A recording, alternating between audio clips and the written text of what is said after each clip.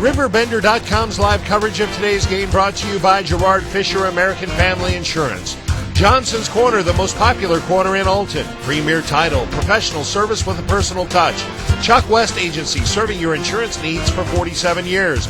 Rolling Hills, the friendliest golf course in the Riverbend. Roberts Motors in Alton and Wood River. Midwest Motorsports, your fun headquarters in Hartford. United Methodist Village, where living is easy.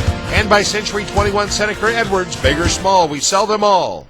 So, all set for the opening kickoff. The Explorers have won the opening toss of the coin. They will defend the east goal. The Oilers actually won the toss. Declined. And deferred their choice until the second half, so the Explorers will take the opening kickoff. And we are underway at Public School Stadium in Alton. And it's going to be Travis Jones returning from his own 15 right up the middle across the 20 to the 25, still on his feet, dragging tacklers out across the 40 to the 41 and 42-yard line. And the Explorers will start in very good field position on the opening possession of the ball game. Well, Jones is a freshman. He is just getting better and better. I know Coach Reinhardt is quite high on this kid. So it's 1st and 10 for the Explorers. Let's call it their own 41-yard line. Max Vest, the senior quarterback, threw that 71-yard touchdown pass last week to Jared Zerwas. Zerwas, the lone setback, a toss pitch to the right side. He breaks the tackle. Up the right sideline he goes, across midfield and steps out of bounds at about, well, let's see where they mark him out. It's going to be enough for a first down, a gain of 11 to the 48 of the Oilers. And if that sideline had been about another foot further away from us, he'd have been gone. Yeah, he was almost gone if he didn't have to step into the sideline. So, an 11-yard gain on the first play from scrimmage for the Explorers. 1st and 10 at the 48 of the Oilers. Zerwas in motion, and here's the give to Newquist. And Newquist off tackle right, inside the 45, down to the 44-yard line. A gain of 4 on that carry for Larry Newquist. Well, we're glad to see Newquist back because, as I said before, he is a load, and he just makes the outside game more honest. Second down and 6 for the Explorers at the 44 of the Oilers. Double wing formation, receivers left and right. Zerwas in motion, they run the wing counter. And here is Jake Harrison. Lots of running room inside the 30, 25, 20, cut from behind at about the 18-yard line. Jake Harrison on that wing counter for a big gain. Harrison was aligned at the right wing back, and it was just a reverse back over to the left side, and one person stopped him. A 26-yard pickup on that carry for Harrison. So Marquette has run 3 plays. Each of the 3 running backs has gotten a carry, and 2 of the 3 plays have gone for first downs. 1st and 10, Marquette at the, let's call it the 19.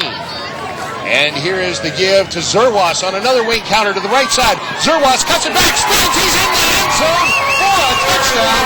What a spin move by Jared Zerwas at the 5, and they barely laid a hand on him. No one laid a hand on him, Sam. He just went off his right tackle and cut back to the inside and then straight upfield. A 19-yard touchdown run by Jared Zerwas, his 16th of the season. Marquette breaks on top, a 4-play scoring drive after the opening kickoff. And now the extra point attempt by Corey Marin is up. It's high, it's long, and it's good. 10:47 remaining in the first quarter. I am still shaking my head. What a touchdown run that was by Jared Zerwas. He is something else. And that was what, number 14? 16. Number 16 on the season. 10:47 remaining first quarter. Marquette 7, the Oilers nothing. You're listening to Z1570 Radio Sports. Altonized Community Federal Credit Union has been dedicated to offering personalized, reliable service to meet the diversified financial need of each member since 1939. And on average, credit unions provide the best financial offerings with fewer fees, lower rates on loans, and higher rates on savings. Stop in today and learn about all the benefits of being a member of Altonized Community Federal Credit Union. And with only months left until Christmas, be sure to ask about their holiday loan special. Highland and CM will be the second game of our broadcast doubleheader on this Friday night here on WBGZ Alton. I will try to recreate that touchdown run by Jared Zerwas. It was a wing counter to the right side. And he cut towards the far sideline and then saw an opening, cut it back, went straight up the middle of the field, got to about the 5, and it looked like an Oiler or two had him lined up. He put a spin move on and left them standing there holding their jock straps. He walked into the end zone for a 19-yard touchdown. Now the kickoff. Automatic touchback. The Oilers will start first and 10 from their own 20-yard line. There are many who are beginning to say that Jared Zerwas may go down as one of the best running backs in Marquette history, and I don't know how you can argue with that. Well, you can't right at the present time. We thought Mike Slaughter and some of the the graybeards, grinders, people like that. Bob Barnhart, yeah. First, and Matt Booker is another name that comes to mind. Now a fumble on the snap as the Oilers try to run the first play on their first possession, and they're able to cover up for a loss of 1 back to the 19-yard line. Troy Gibson had trouble with the exchange from his center and just had to cover up for a 1-yard loss. That's not the way the Oilers initially started in this game, giving up a 4-play touchdown drive. Fumble the snap on their first play from scrimmage. Troy Gibson, junior quarterback. Double wing formation, and here is Kyle Hanner on the carry. He's hit in the backfield and manages to surge forward for a gain of a yard back to the original line of scrimmage. It'll be 3rd and 10 for the Oilers. I don't know who got the penetration for the Explorers. Hanner was hit almost immediately after taking the handoff. I think that was Derek Dahm who was in there in the backfield to make the tackle. So 3rd and 10 for the Oilers from their own 20-yard line. Double tight, double wing formation. And rolling to his left is Gibson. And the pass downfield is incomplete, intended for Kyle Hanner at about the 35-yard line. So it's a 3 and out for the Oilers. And this game could not have started on a more sour note than it has here in the first 2.5 minutes for the Wood River Oilers. Well, the Oilers have got to do some defensive work here because they can't allow Marquette. Because they're going to get good field position. Marquette is to take it down and go up by 14. Kyle Scott with the punt for the Oilers. A fair catch signaled by Jared Zerwas. He takes it on his own 43-yard line. The Explorers will start again with good field position. That's almost where they started the last drive. Their first possession, the kickoff return took it out to the 42, and they mounted a 58-yard touchdown drive in 4 plays. 2 of those 4 carries by Jared Zerwas, who got his 16th touchdown of the season. And now, 1st and 10 Marquette, this time from the 43 on their second possession. They put trips to the right side. Zerwas, the lone setback. They run the toss sweep to the right side. He turns that corner and is bumped out of bounds after crossing the 45 and making it out to about the 47-yard line. Now they'll put it closer to 46. It'll be a gain of 3 on that carry for Zerwas. What Marquette did was to run a trips to the right side and run a quick toss to Zerwas, hoping that those 3 receivers out there, potential receivers, will be able to block on the perimeter. Wood River made a good effort to come over and close it down. 2nd and 6. 47-yard line. Now Quist right up the gut on the fullback dive, and he takes it across midfield to the 49 of the Oilers. That'll go as a gain of 4. It's going to be 3rd and 2 Marquette. Well, that's what the Explorers have to do. They have to divide up the rushing attack, Newquist and Zerwas. And Newquist, like I've always said this, he's a load. Now again, trips to the right side, split backs behind Max Vest, and he takes it on the quarterback sneak and will be close to the first down. He has the 4th first down at the 46 of the Oilers. That's a gain of 3, and the 4th first down of the night for the Explorers here early in the first quarter. Well, Vestas went off his right guard on the quarterback sneak and was able to pick up the first down. He's done that often. 1st and 10 Marquette at the, flag flies prior to even setting themselves. As Marquette was walking up to the line of scrimmage, the linesman here on the near side threw a flag. And we'll wait for the indication. We appear to be talking it over with Marquette. And it's going to be, it's a penalty against Marquette. And I'm not sure what the penalty is. It's a 5-yard walk-off. It may have been illegal participation. At what point do they have to have their mouthpieces? They had not even reached the line of scrimmage. No, when they go set, you have to have those mouthpieces there. They were supposed to be in set there. So I'm not sure what Marquette did there to incur the 5-yard penalty, but they did. 1st and 15 from their own 49. Double lead to the right side at Zerwas. He cuts it back. He's on his horse. He's going to be close to a first down around the 36-yard line of the Oilers. Mark him out on the far sideline at about the, we'll call it the 38. And that was a pickup of 13 for Zerwas. That covers that yardage quick, doesn't it? Well, it doesn't make any difference when you get penalized when you got a guy like Zerwas in that backfield. Zerwas 4 carries, 47 yards, and a touchdown. 2nd and 2 at the 38 of the Oilers. Here's Zerwas again on the double lead. Oh no, Vest kept it himself. He was going to bootleg it out here to the left side. And when he went to make his cut, his feet went out from underneath him. And that's going to go for about a 5-yard loss. It will be a 5-yard loss. So that play was going to work if he hadn't lost his footing. But it also would have worked if he'd handed it to Zerwas. Zerwas was wide open. Both options were wide open, and just it was unfortunate for Marquette that Vest lost his footing. Now 3rd and we'll call it 7 for the Explorers at the 42 of the Oilers. Back to pass Vest. Lets it go out to the left side. Intended for Zerwas. He almost makes a diving catch at the 20. That was a well-designed play, a beautifully delivered ball, and Vest overled Zerwas by just about a half stride. Well, that's a part of the game that the Explorers need to work on. Their passing game has been nil. And if they're going to go any place, they have to establish a passing game. Now, Corey Marin in punt formation. Marquette will play for field position here, facing 4th and 6 at the 42 of the Oilers. Or will they? Now Marquette asks for a timeout, so maybe they'll reconsider here. 6:49 remaining in the first quarter. The score, Marquette 7, the Oilers nothing. You're listening to Z1570 Radio Sports. Take a look around.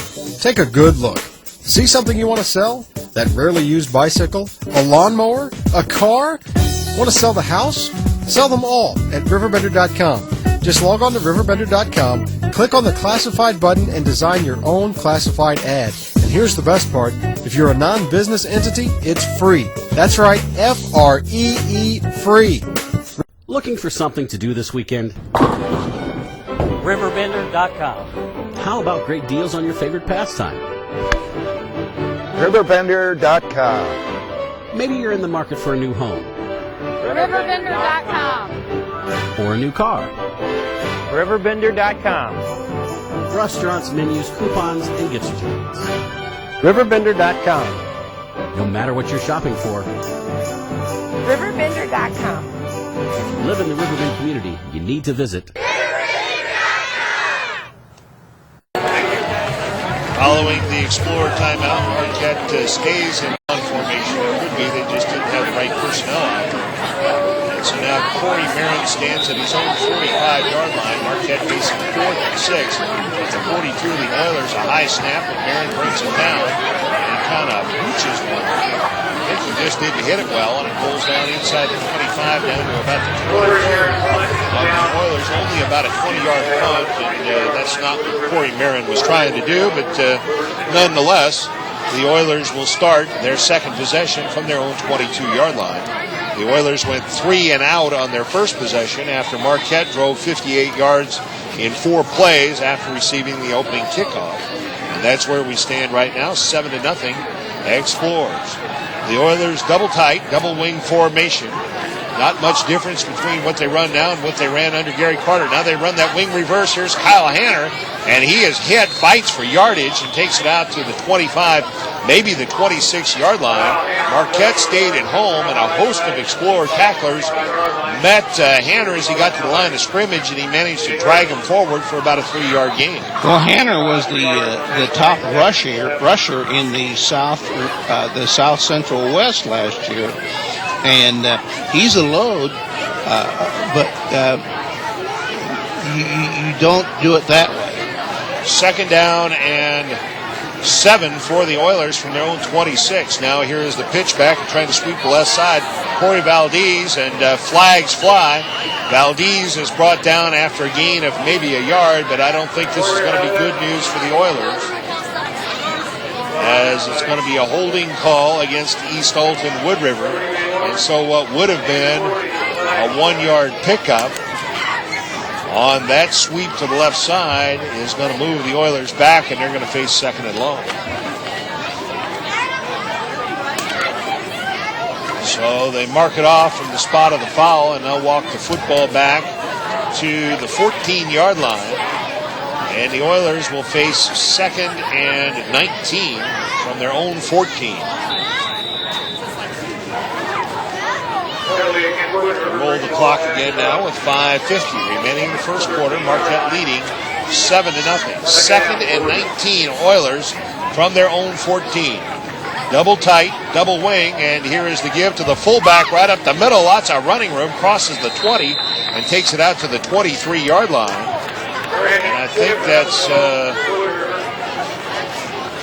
well, let's see. We'll figure out who the ball carrier was. I'm not sure. We'll have to pick that number up later, but he picked up 10 yards on the carry. And it's going to be 3rd down, 3rd and 9 for the Oilers from their own 24-yard line. That was number 20 on that carry. We'll pick that up in a moment. Back to pass, and out to the left side. It is complete to Kyle Scott. Troy Gibson hits Kyle Scott on the left sideline, and he steps out of bounds with the first down of the night for the Oilers out at the 38-yard line. That's a gain of 14. And a well-thrown football. Well, the Oilers came out in their double tight wing formation and just rolled left, and the receiver is wide open. So 1st and 10 East Alton Wood River. And now the Explorers jump, and that'll give the Oilers a free 5. So the Oilers, who 2 plays ago faced 2nd and 19 from their own 14, have dug out of that hole. And now they're going to have it 1st and 5 out at their own 43. So in just a couple of plays with the aid of an Explorer penalty, they're in much better shape than they were moments ago. Troy Gibson with that beautiful pass, a 14-yard pickup to Kyle Scott for the first down. Before that, it was Brandon Griffin on the 10-yard run. Now they put a receiver wide to the right side and pitch it back, and here's Hanner, and he's got the corner. He's out to midfield, sidesteps a tackler, and is bumped out of bounds at the 47 of the Explorers. A pickup of 14 and another first down for the Oilers. As Hanner was bumped out of bounds here on the near sideline. Hanner is a 5'11", 220-pound running back, and that's a load out there. That time the Oilers were able to seal off the corner, and once Hanner turned the corner, you knew he was going to go for a while. 1st and 10 Oilers at the Marquette 47. Double wing formation, and here is the give right up the middle. It's the fullback, that's Griffin. And Griffin working the right side takes it down to the Explorer 40-yard line. That's a gain of 7 on that carry for Brandon Griffin. And Griffin is 6 foot 190, and he runs with authority. 2nd down and 3 for the Oilers at the Marquette 40-yard line. The clock rolling with 4.5 minutes remaining in the first quarter. 7-0 Explorers. The Oilers send Kyle Scott wide to the left side. Double wing formation. Hanner is the left wing. They put the right wing in motion and toss it to him. That's Corey Valdez. He turns that left corner. He's got first down yardage inside the 35 down to about the 33 of Marquette. Pickup of 7 on that carry for Corey Valdez, and another first down for the Oilers. Their third of this possession, their third of the night. Valdez was the right wing back, and he went in motion and was just a quick toss to him by the quarterback. And the Oilers did a good job of closing down the right defensive perimeter of the Explorers. 1st and 10 Oilers at the Explorer 33-yard line. Marquette leading 7-0, but the Oilers on the march. This drive started at their own 22. Here's the give again. Valdez on an inside handoff from his wing position. Good yardage inside the 30, down to about the 28-yard line. That'll be a gain of 6 on that carry. Well, that looks like old-time Wood River football. It really does. That double wing and run those counters and the motion, things like that. That would confuse you. And if they can pick up yardage with Griffin and Valdez, that's going to open it up for Hanner. 2nd and 4 Oilers at the Marquette 28-yard line. Here is the give, and that's Griffin. He breaks a tackle at the line of scrimmage and takes it right up the gut down to the Explorer 20-yard line. A gain of 8 on that carry for Brandon Griffin. Griffin went off his left side there, and the Explorers, he was through the line of scrimmage, and the linebackers for the Explorers had to make the stop. So the 4th first down of this possession for the Oilers. This drive started at their own 22 after a Marquette punt. 1st and 10 Oilers at the Marquette 20. Receiver wide to the right side. That's Scott back to throw. And to the end zone they go, and a flag is thrown, and Drew Schwartz is going to be whistled for pass interference. The intended receiver was Kyle Scott. Troy Gibson threw into coverage, but Scott had better position than did Schwartz, and Schwartz came over his back to break it up, and they will whistle Drew Schwartz for pass interference. Well, Scott was the only receiver out, and the Explorers had 4 or 5 people back there. Schwartz didn't have to interfere. And so they talk it over with the Oilers, but obviously they'll accept the penalty. They'll walk it off half the distance to the goal line, take it down to the 10-yard line, and it will give the Oilers 1st and goal at the Marquette 10. That is their 5th first down of this drive. So the Oilers now have more first downs than the Explorers by a margin of 5-4. Double tight, double wing formation on 1st and goal. Here's the give to Hanner. Hanner off tackle to the right side, and he pounds his way down to about the 6-yard line for a gain of 4. Hannon was the wing back aligned to the left side, and it was just a wing back sweep to the right side. 2nd and goal Oilers at the Marquette 6. Down to 2:42 and counting remaining in the first quarter. Marquette leading 7-0. Again, they go double tight, double wing. Troy Gibson under center. Takes the snap, gives it to Hanner. Same play. Hanner breaks a tackle at the line of scrimmage and takes it down to the 2-yard line. A gain of 4 on that carry. It'll be 3rd and goal at the 2. Well, you can see where Hanner is their main man. He's practically carried him down to this area of the field. Hanner, 5 carries for 26 yards on the night. 3rd and goal Oilers at the Marquette 2. Again, double tight, double wing formation. Hanner the wing to the left. Valdez the wing to the right. And now the Explorers, well, there's movement. The Explorers came across the line of scrimmage. They're trying to sell the fact that they were drawn off, but the official says no.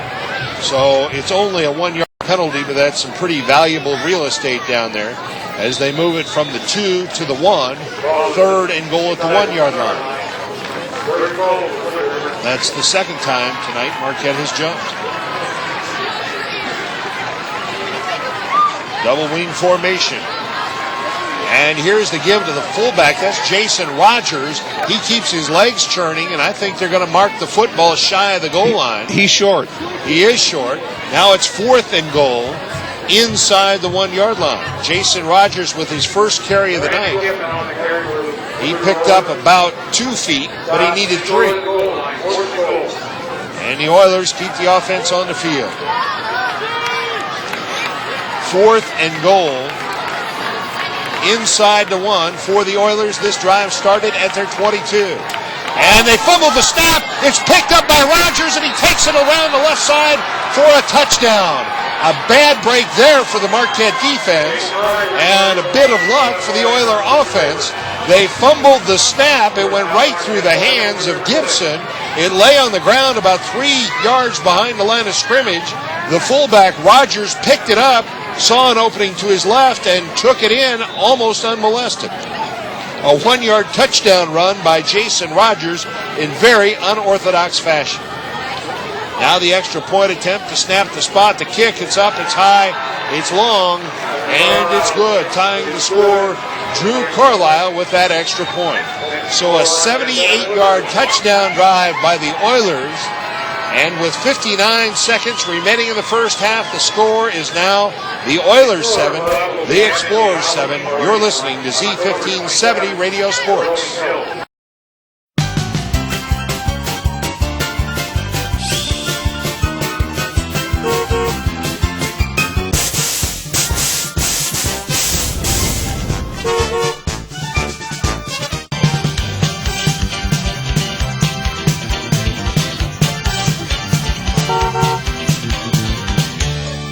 What do I have to do to sell you a car today? Roberts Motors, 2 locations, Alton and Wood River. The more your life changes, the more your insurance needs change. I'm Gerard Fisher of American Family Insurance. In just minutes, I can conduct a free personal insurance review to help you determine how much and what type of coverage is right for you, with no costly gaps or overlaps. Interested? Call me, Gerard Fisher, of American Family Insurance today at 466-7062. American Family Insurance. And John Rogers saying stay back.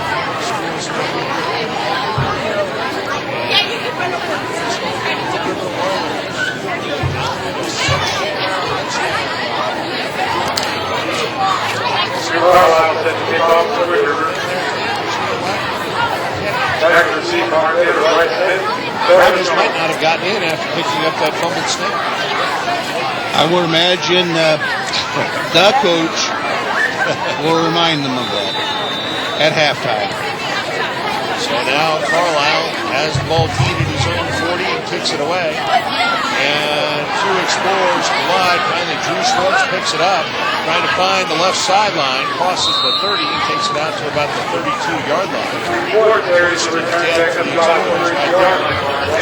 Marquette Explorers went 58 yards on 4 plays on the first possession of the ballgame to take a 7-0 lead. They moved on their second possession into Oiler territory, but ended up punting, trying to play field position. But the Oilers dug out of a 2nd and 19 hole from their own 14 and eventually capped it off with a scoring drive to come back and tie the ball game. And now the ball is back in the Explorer hands with 51 seconds remaining in a thus far very entertaining first quarter. Larry Newquist right up that gut across the 35 to about the 37-yard line, a gain of 5 on that carry for Newquist. Newquist went off his left guard for a 5-yard gain and just pulled his way through it. 3 carries for 13 yards for Newquist, 4 carries for 47 yards and a touchdown for Zerwas, and Harrison has carried once for 25 yards. 2nd and 5, Marquette from their own 37. Here's the give again to Harrison on that wing counter to the 40, breaks a tackle across the 45, and finally dragged out of bounds up at the 49-yard line, and now a flag is thrown as Harrison was thrown to the ground after being pulled out of bounds. Well, Harrison was the left wing back, the right wing back, and came back to the left side on a wing back counter, went down the sideline, and he had one person to beat, and that person tossed him out of bounds, but with a little ferocity. A 12-yard pickup for Harrison, good for a first down, and then an unsportsmanlike conduct penalty against the Oilers, their 3rd penalty of the night, but that's a big one as they'll walk off 15. And set the Explorers up 1st and 10 at the Oiler 36-yard line. They have run that wing counter with Harrison twice, and each time it has gone for big yards. 25 yards the first time, 12 yards this time. Because they're looking for Newquist or Zerwas. That opens it up for him. 1st and 10 for the Explorers, and here's the give. Is that Newquist on the carry? It was, and as he tried to work the left side, he was met.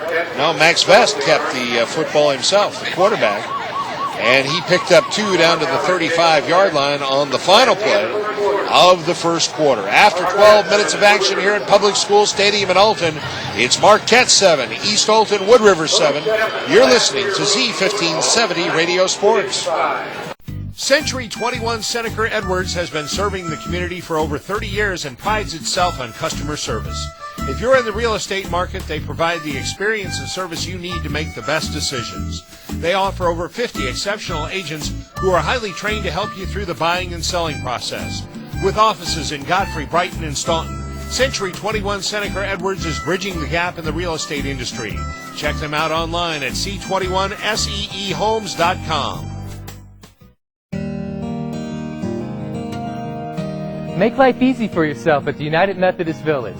With no more stairs and no more home upkeep in a spacious apartment or villa home, with no upfront endowment and just one monthly fee, you stay in control of your finances. Now that's easy and smart.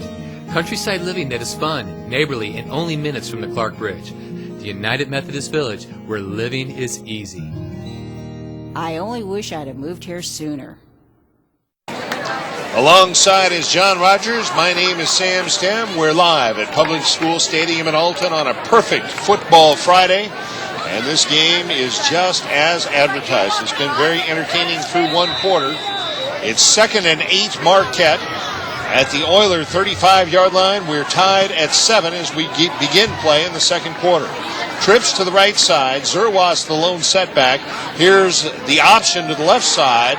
And somehow Vest, as he was sliding to his feet, managed to pitch it back to Zerwas.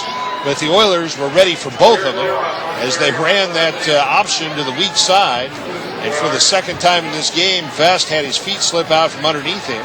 That goes as a loss of a yard, and it's going to be 3rd and 9 Marquette. So I don't know if with the cooler weather, we've got a little dew on the field, and that's making things a little bit slick, or if Vest needs a new pair of shoes. Probably needs a new pair of shoes. Trips to the right side. Zerwas the lone setback on 3rd and 9. Zerwas is going to throw the halfback option. Harrison has it at the 15 and surges forward to the 13. But now the Oilers say, no, we took it away. And apparently they did. Harrison, I think, caught it. And as he struggled for the last couple of yards, the Oilers took it away. And I think perhaps for East Alton Wood River, it might have been Adam Mize. I'm not sure. But he was one of the defenders there. Well, Harrison was going down. The defender must have yanked it away at that time. So Zerwas throws the halfback option. And I guess you have to call it an interception. But either way, it's a turnover. And at the 12, the Oilers take over. Here's Hanner caught in the backfield and thrown for a loss back to the 10 or 11. That's not the first time Marquette has trapped Hanner in the backfield. Of course, when you're bringing a guy from a wing position and handing it to him, that's a slow developing play too. And if your defensive lineman can get off the mark and get in the backfield, they can stop that play, and that's what happened there. 2-yard loss for Hanner. So the game's first turnover benefits the Oilers. It looked like it was going to be first down for Marquette inside the 15 of the Oilers. Now Hanner again, this time turns that right corner. Hanner out across the 20 to the 22, 23, 25-yard line. And a big pickup on that carry for Kyle Hanner. When they seal the corner, look out because he can go. He ends up picking up 14 on that carry and another first down for the Oilers. Well, that's been the bane of the Explorer defenses are their corners. The defensive end play or the corner play, stuff like that. That's hurt them all year long. So 1st and 10 Oilers from their own 25. This drive started at their 12. On their last possession, they put together a 78-yard touchdown drive. Now they put a man in motion, but here are whistles and flags prior to the snap. And it's going to be illegal procedure against the Oilers, their fourth penalty of the first half. And so 1st and 10 now becomes 1st and 15. Troy Gibson 1 for 2 in the passing department for 14 yards. That was a key completion to keep that last drive alive. A big third down completion to pick up a first down.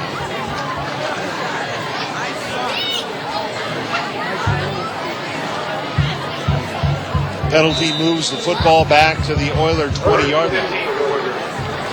10:28 remaining in the first half. This game is tied at 7. Marquette led early. The Oilers tied it late in the first quarter. Double tight, double wing formation. They put a Hanner in motion to the right side and hand him the football, but he's met at the line of scrimmage and fights for maybe a yard, but not much more. It'll be 2nd and 14. Well, I tell you what, the defensive coach for Marquette better tell these kids whatever side that Hanner's aligned on, the other side you better be ready because he's coming. 2nd down and 14 for the Oilers from their own 21. Hanner and Zerwas are very similar in that if they break the line of scrimmage, look out because they could go a long way. And now Gibson rolls to his left, lets it go out into the left flat. He's got his man complete. Making the reception was Adam Mize out at the 30, stepped out of bounds at the 31-yard line, maybe the 32. So a completion good for 11, let's call it a 10-yard completion from Gibson to Mize, and brings about 3rd and 5 for the Oilers. The Explorers need to make a stop right here to force the Oilers into a punt. Gibson threw that ball well considering he was rolling to his left. They put Hanner in motion to the right side and pitch the ball to him. He tries to cut it back, still on his feet fighting for yardage, and he'll come up shy of the first down. He needed 4 yards, picked up 2. And now the Oilers will be forced into what would appear to be a punting situation unless they really want to roll the dice. I think the punt team is coming on. 4th and 2 from their own 34-yard line. It looked like Hanner had an opening, and he was a little bit undecided whether he wanted to try to turn that right corner or cut it back. He finally decided to cut it back, and it turned out that was the wrong decision. So now Max Vest back at about his own 40-yard line in punt receive formation. And they fake it, and here is Hanner. Hanner's going to have the first down as he crossed the 35-yard line and took it out to the 36. Hanner was the up back in punt formation. They needed 2 yards, and he got 2.5. So Brad Haskin rolls the dice there, and the Oilers pick up their 7th first down, 1st and 10 at their own 36. He did not get that by much. Well, you can only do that so often, and it may come back to haunt the Oilers. 1st and 10 from their own 36. Now here is Hanner on the carry, and he takes it up to the 40-yard line. I think it was Hanner. Whoever the ball carrier was is down and injured. Slow in getting up. They try and drag him up. And I know that was a lineman who was down and injured. But Hanner on that carry picked up 4. Hanner 11 carries for 48 yards. So Zerwas has 46 yards rushing, but on only 5 carries. 2nd and 6 for the Oilers just outside their own 40-yard line. A receiver wide to the right side. Gibson takes the snap and drops the throw. He sets, he lets it go deep down the right side, and that is incomplete. It was a jump ball between Adam Mize and Drew Schwartz. And in the end, Schwartz had a better shot at catching it than did Mize. But it fell incomplete at the 30-yard line. It'll be 3rd and 6 for the Oilers. Schwartz did a good job in covering because he was right on his left shoulder. Did a good job. Mize has some speed. That was about a 3-step drop for Gibson, and he let it fly. He threw it as far as he could. Threw it about 40 yards downfield. And I thought there's no way anybody could run under that, but both Schwartz and Mize got there. Now a pass out to the left side, and that is incomplete. A juggling attempt out there by Kyle Scott on the near sideline at the 45 of the Explorers, but he could not bring it down. And that's going to bring about 4th and 6 for the Oilers from their own 40. And again, they send the punt team out. That doesn't mean anything. Well, big difference between 4th and 6 and 4th and 2. Well, you're right, Sam. And I suspect the Explorers will be a little bit more alert for a fake this time. Now both Jared Zerwas and Max Vest back deep to receive this kick. And Scott gets the kick away, and it's a pretty good one. And Vest goes back, tries to take it over his shoulder, fumbles it, and then covers it up at his own 15-yard line. And the Explorers will start 1st and 10 right there with the game tied at 7. With 7:35 remaining in the first half. So the Oilers kept that drive alive for one more series with the fake punt, which was good for a first down, but then couldn't pick up an additional first down. The Oilers have the advantage, 7 first downs to 5 after the Explorers had the early advantage. And now Marquette, which has scored once, punted once, and turned the ball over once, starts. And here is that wing counter to Jake Harrison. And Harrison dragging tacklers with him out to about the 20-yard line for a gain of about 5. Well, Wood River is running an 8-man front against the Explorers, just daring them to throw the football. And because of that, Marquette does need to do that, not on 3rd down, but on 1st or 2nd down. Max Vest with only one pass attempt here tonight. Jared Zerwas also attempted a pass. Zerwas was intercepted. 2nd and 5 for the Explorers. They pitch it back to Zerwas, and as he tried to cut it back, he was in one of those bare spots in the field, and the dirt gave way. You can see a big puff of dust as he tried to make the cut, and he went down for a 2-yard loss. It's going to be 3rd and 7.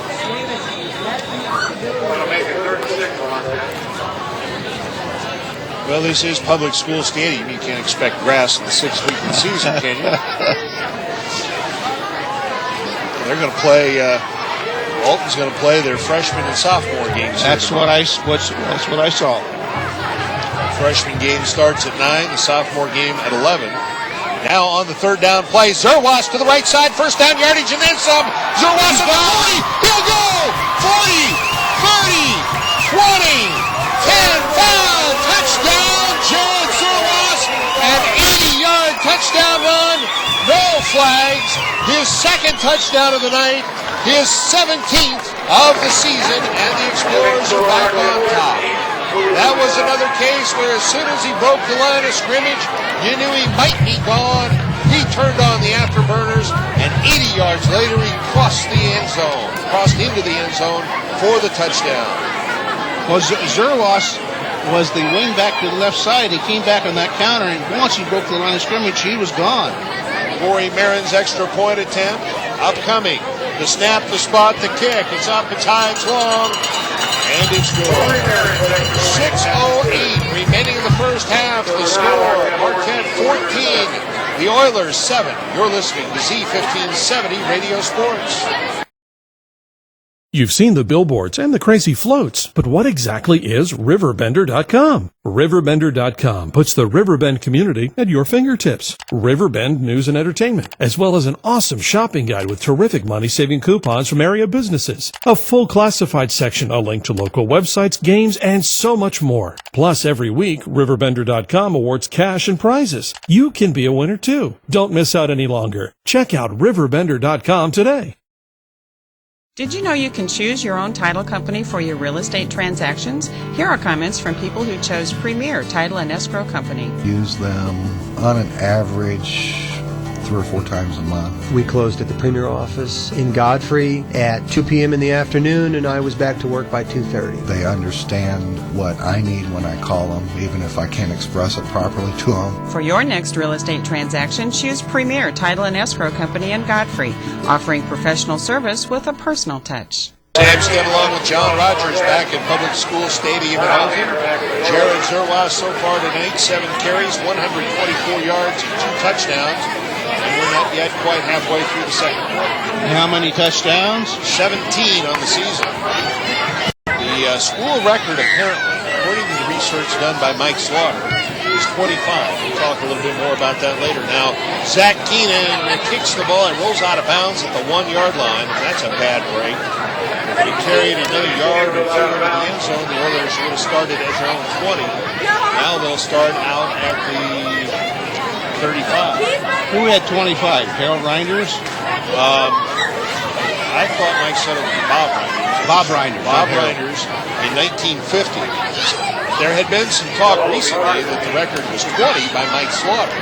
But Slaughter said he did some research, and the record, he believes, is 25 by Bob Reinders back in 1950. The Zerwas has 17 with 2.5 quarters to go in this game, and then 3 more games after this. So 25 is definitely reaching. The Oilers start from their own 35, double tight, double wing, and here is Hanner. Hanner cuts it back as that play was designed to go to the right. He cut it right up the middle and then tried to cut it back to the left. He goes good yardage out across the 40 to the 47-yard line. And he was 7 on hit carry for Kyle Hanner. Hanner, 12 carries for 55 yards. 2nd and 3 Oilers, just shy of their own 42-yard line. The Oilers, for the second time tonight, trail by 7. Double tight, double wing formation. Troy Gibson, the junior quarterback, gives it to Hanner. Now the wing reverse, and on the carry is Corey Valdez, and Valdez still on his feet, up the left sideline. Valdez dragging tacklers with him inside the Marquette 40, down to the Explorer 37, but there is a flag lying back at the Oiler 46-yard line. And for the second time tonight, the Oilers may be whistled for an illegal block. It is a block in the back by the Oilers. So they ran the wing reverse, giving it first to Hanner to Valdez. He looked like he was going to be stopped after about a 5-yard gain, but broke some tackles and took it all the way down to the Marquette 37-yard line. It would have been about an 18-yard pickup, but instead they're going to walk off penalty yardage against the Oilers. Valdez did a good job of spinning off a potential tackler there, and that's what opened up for him. So the 10-yard walk-off from the start foul. The 5th penalty of the game for the Oilers, the 3rd major penalty. 45 yards of penalty yardage. 2nd and 9 Oilers from their own 36. Now from the shotgun, and they hand the football, and this time on the carry, it's Griffin. Griffin trying to work the right side, and he gets little or nothing. They'll give him a gain of about 2 out to the 38-yard line, about 3rd and 7. Well, that's the first time that Wood River East Alton went to a spread formation. Most of the time, almost all of the time, they've been running double wing with one running back and operating from that. That time they opened it up. Clock rolling with 4:49 remaining here in the first half. Marquette leading 14-7. 3rd and 7 for the Oilers. From the shotgun, he overthrows his intended receiver. Does Gibson. Kyle Hanner went out into the right flat up to midfield, and Gibson overthrew him badly. That'll bring about a punting situation for the Oilers. And again, Marquette is seen Max West and Jared Zerwas back deep to receive this game. Zerwas has been returning punts for the most part, along with Best, but almost invariably it's Best on the return. And you just wonder what Zerwas might do if he finds some open field on punt return. Now Scott's kick, and it's going to be Vest. Zerwas, they'll watch it bounce. Now Vest picks it up. That's an ill-advised move there by Max Vest with an Oiler standing right there. And he returned it for about 1 yard. But not very smart at all. With an ACT like he has, why do that? Well, I do recall. He's got parents. Both of them are doctors. I do recall that prior to the start of the season, Coach Reinhardt said he picked Max Vest to be his quarterback because he's smart. He does what I tell him to do. Well, that wasn't very smart. I guarantee you the coach didn't tell him to do that. And he'll hear about it. 1st and 10 for the Explorers from their own 20. 23-yard line. They send Drew Schwartz winding right side, drifts to the left. And Newquist, the lone setback, and he is hit in the backfield as he went to take the handoff and loses yardage on that carry. It was Jason Rogers who penetrated and met Newquist at about the same time Vest did with the handoff. And Newquist loses a yard. Well, it looked like a poor sequence between Newquist and the quarterback. Looked like he hit the wrong side, bumped into him. Second down and 11 for the Explorers. 23-yard line. Double wing formation. Here's the give to Zerwas. Blockers out in front. Zerwas turns that corner. Zerwas breaks the tackle. Still has the 8 at the 40, at the 45, and spun out of bounds up at about the 47-yard line. It is just unbelievable what he is able to do. That was a pickup of 24, and now Zerwas is shaken up. Maybe twisted an ankle or a knee as he was spun out of bounds after that 24-yard pickup. Well, I'll tell you what, he did some moves out there I haven't ever seen it with high school football. He's got the moves, but then he's also got the ability to break tackles and sometimes drag tacklers with him. First and 10 for the Explorers from their own 47. Now the give is to, there's a fumble on the play and they lose it. Let's see who the ball carrier was. I think it was Larry Newquist, and he lost the football. It was Newquist. Newquist lost the football, so the Explorers turn it over for the second time in this game. Now we've got an Oiler down in the Zerwas stayed on the near sideline after the previous play when he twisted a knee or an ankle. Zerwas lined up, Newquist lined up as a lone setback after picking up about 5 yards. He coughed up the football, and he's still upset with himself.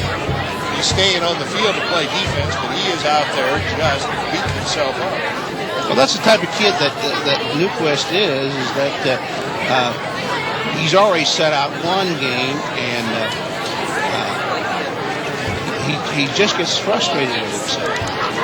So there's a timeout on the field as we have an Oiler down and injured, and while they attend to him, we'll take a break. 3:32 remaining in the first half. It's Marquette 14, the Oilers 7. You're listening to Z1570 Radio Sports. Rolling Hills Golf Course, the friendliest golf course in the Riverbend area, has been providing an enjoyable golf experience and exceptional value for thousands of golfers every year. Rolling Hills offers a 27-hole golf facility, state-of-the-art driving range, and a clubhouse designed for tournament use. Bring out a few friends or have your next business meeting where you can enjoy a light lunch with cocktails and free Wi-Fi. Be good to yourself in your game. Come out and visit Rolling Hills Golf Course or see us online at rollinghillsgc.com.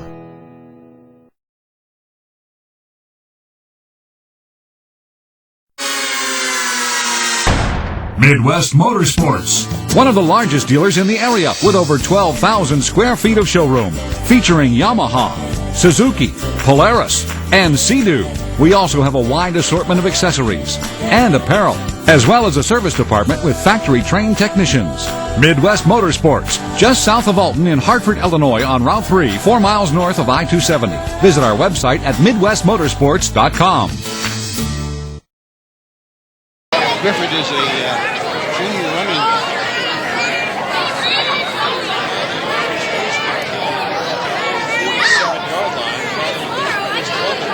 Kyle Hanner tries to turn that left corner, and he gets away and reverses it now, trying to come to the left side, and finally brought down, but not until he picks up 8 yards to the Explorer 45. I was about to say that Jake Harrison made a great solo tackle, but somehow Hanner got away and turned it into an 8-yard gain.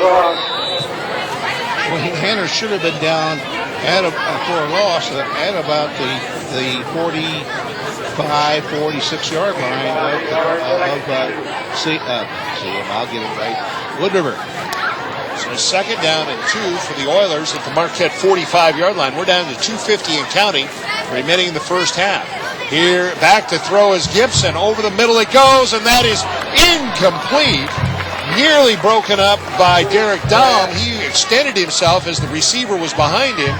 He may have tipped it, and then it went through the hands of the intended receiver, and that was Jake Pochak, and he might have caught it too. Instead, it fell incomplete. Gibson delivers a pretty nice pass, though, doesn't he? Yes, he does. The junior quarterback for the Oilers. That stops the clock with 2:43 remaining in the first half. Marquette's lead is 14-7. The Oilers facing a key third down here, 3rd and 2 at the Explorer 45-yard line. Double tight, double wing. And here is the give to the fullback. He'll have first down yardage as he works the right side. That's Jason Rogers on the carry. He takes it down inside the 40 to the 39-yard line. A pickup of 5 on that carry for Rogers. He picks up the 8th first down of the first half for the Oilers. They have 8 first downs. Marquette has 7. But Marquette leads 14-7. 2.5 minutes remaining in the first half. 1st and 10 Oilers at the Marquette 39. The Oilers now send 2 receivers wide to the left side, another receiver wide right. Gibson in the shotgun with Hanner standing next to him. Back to pass Gibson. Over the middle it goes. Too high for the intended receiver. Pochak incomplete. It'll be 2nd and 10. Pochak must have been a tight end. He came across the middle, and what the Wood River quarterback attempted to do is to try to throw over the linebackers and in front of the secondary, and he overthrew the receiver. 2nd down and 10 for the Oilers at the Marquette 39. Same formation. Out of the shotgun, Gibson out to the left side. He's got his man at the 30. That's Hanner down to the 28 of the Explorers, and that'll go for a gain of 11 and a first down for the Oilers. On that completion from Gibson to Hanner. They stopped the clock. Is that no? The Oilers called the timeout. Timeout for the Oilers. They'll have it 1st and 10 at the Marquette 28 when we return. Or will it be a first down? They're I think it's short. 3rd down over there on the other side. It looks to me from here, it is a first down. Now they signal. 2:06 with a timeout on the field. 2:06 remaining in the half. Marquette 14, the Oilers 7. You're listening to Z1570 Radio Sports. 1935, Gent Funeral Home has served families in our community with dignity, compassion, and care. As we begin our 73rd year of continuous family ownership, be assured those principles have not changed. Whether your needs are immediate or you are interested in pre-planning, call on the trusted professionals at Gent Funeral Home for all your funeral, burial, and cremation advice. I am 3rd-generation funeral director Ralph Gent Bowler, here to serve you yesterday, today, and tomorrow. It's time to book a date for your fall banquet and holiday party at Johnson's Corner. The banquet room at Johnson's Corner seats up to 80, and you can choose either a buffet or sit-down meal. Johnson's Corner will also cater to your home party, workplace, employee appreciation party, birthday party, or a holiday party. When Johnson's Corner caters, you can count on prompt personal service, and afterwards, they'll even clean up the food mess. Call for available dates, 465-5640. Johnson's Corner, the most popular corner in Alton. RiverBender.com's live coverage of today's game brought to you by Gerard Fisher American Family Insurance. Johnson's Corner, the most popular corner in Alton. Premier title, professional service with a personal touch. Chuck West Agency, serving your insurance needs for 47 years. Rolling Hills, the friendliest golf course in the Riverbend. Roberts Motors in Alton and Wood River. Midwest Motorsports, your fun headquarters in Hartford. United Methodist Village, where living is easy. And by Century 21 Seneca Edwards, big or small, we sell them all. A key point in this game, 2:06 remaining in the half. The Oilers trailing by 7, but they have it 1st and 10 at the Marquette 28-yard line. Hanner in motion. They run the wing counter to the other side. That's Valdez, and he is hit and brought down for no gain. He might have lost yardage on that play. And on the tackle for the Explorers was Mitch Woolner. He filled that hole. He was not fooled by the counter. And a 2-yard loss on the carry by Valdez. 2nd down and 11 for the Oilers at the Marquette 31-yard line. They go with no huddle with the clock rolling with 1:35 remaining in the half. Gibson in the shotgun, a spread formation. Drops the throw, lets it go down the right side. That is incomplete. It was nearly picked off by Max Vest. He was in good position in front of Adam Mize, but I think the ball maybe hit him in the shoulder pad as he tried to corral it and bounced away incomplete. So now 3rd and 12 for the Oilers at the Marquette 31. This would be a big boost for the Oilers if they can get in the end zone and tie the score before halftime. A big boost for Marquette if they can hold them out. Gibson now has completed 3 of 10 passes for 36 yards.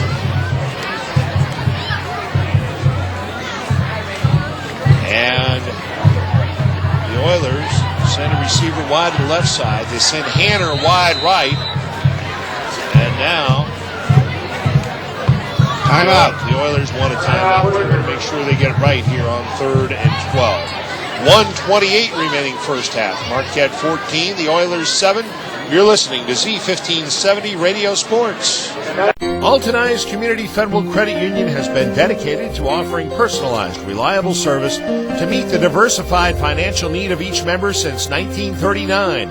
And on average, credit unions provide the best financial offerings with fewer fees, lower rates on loans, and higher rates on savings. Stop in today and learn about all the benefits of being a member of Altonized Community Federal Credit Union. And with only months left until Christmas, be sure to ask about their holiday loan special.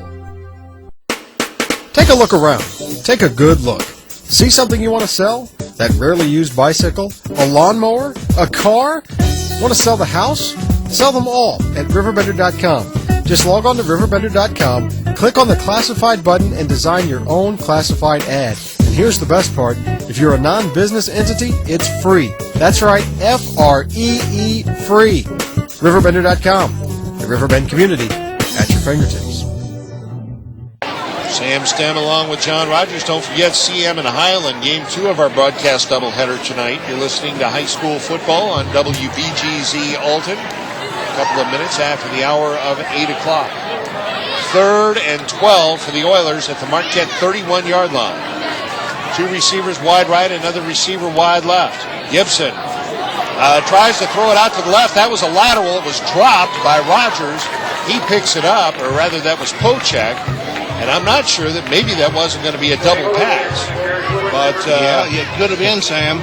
And Pochek was alert enough to realize that that was not a forward pass after he had dropped it, and he picked it up. And it ends up going as a 2-yard loss, and the Oilers take yet another timeout, facing 4th and 14. So it's their last timeout. And the Oilers, of course, are in 4-down territory, so they will go here.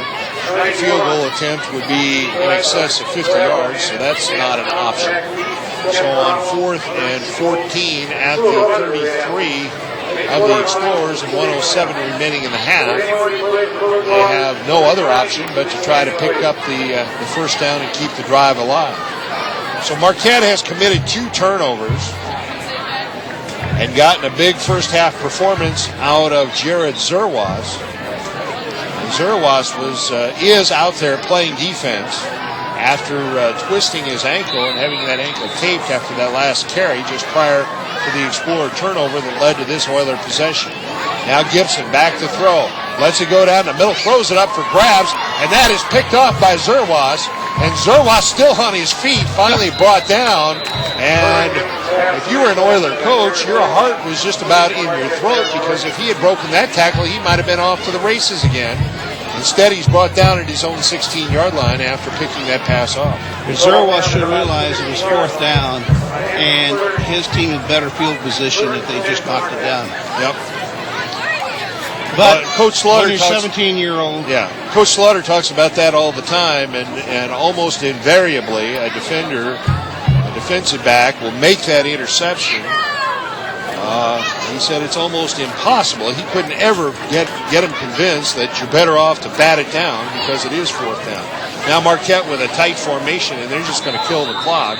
Max Vest takes a knee, and they'll take one more knee and take a 7-point lead into the locker room at halftime. So that interception thrown by Gibson, the Oilers' first turnover of the night, but it really was to their benefit, as you point out. They're better off with the turnover than they were just turning it over on downs. 2nd down and 11 for the Explorers from their own 16, down to 25 seconds and counting. Again, Vest will take the snap, take a knee, and both teams will go to the locker room. And now somebody moved prior to snap. It's a delay of game against Marquette, so they were just going to let as much time run off as they could, make sure that after they took the knee here that they didn't need to snap it again. So they walk off the 5 yards, put the football down at the 10-yard line. And now Max Vest will take a knee. This has been the longest effort to kill the clock I've ever seen. And now he does take that knee, and the final seconds will tick off the clock. At halftime, it's Marquette 14, the East Alton Wood River Oilers 7. Back to recap the first half of action in just a moment. You're listening to Z1570 Radio Sports. Looking for something to do this weekend? RiverBender.com. How about great deals on your favorite pastime? RiverBender.com. Maybe you're in the market for a new home. RiverBender.com. Or a new car. RiverBender.com. Restaurants, menus, coupons, and gift certificates. RiverBender.com. No matter what you're shopping for. RiverBender.com. If you live in the Riverbend community, you need to visit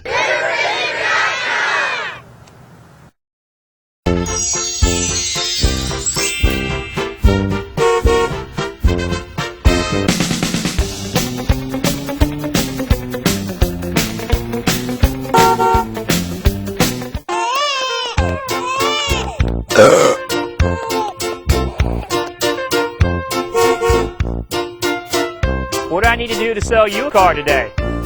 Roberts Motors, 2 locations, Alton and Wood River. The more your life changes, the more your insurance needs change. I'm Gerard Fisher of American Family Insurance.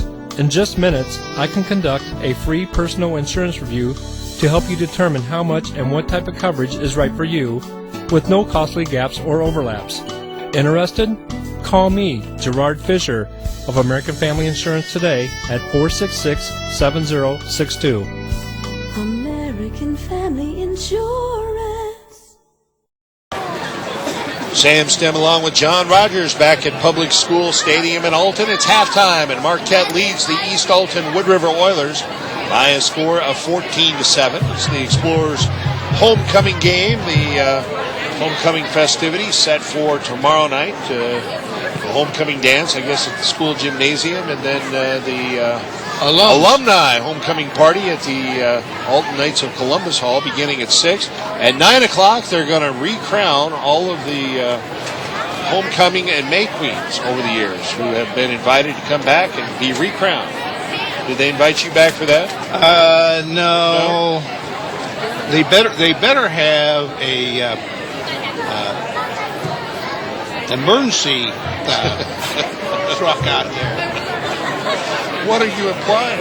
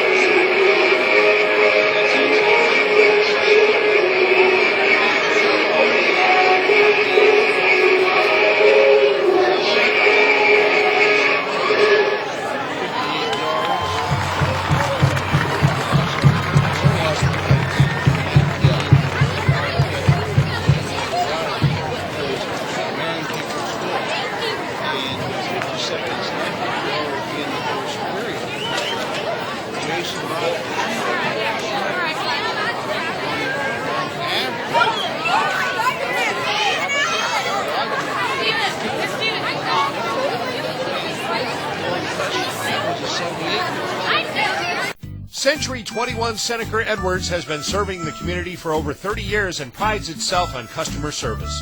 If you're in the real estate market, they provide the experience and service you need to make the best decisions. They offer over 50 exceptional agents who are highly trained to help you through the buying and selling process. With offices in Godfrey, Brighton, and Staunton, Century 21 Seneca Edwards is bridging the gap in the real estate industry. Check them out online at c21seehomes.com. Make life easy for yourself at the United Methodist Village. With no more stairs and no more home upkeep in a spacious apartment or villa home, with no upfront endowment and just one monthly fee, you stay in control of your finances. Now that's easy and smart. Countryside living that is fun, neighborly, and only minutes from the Clark Bridge. The United Methodist Village, where living is easy.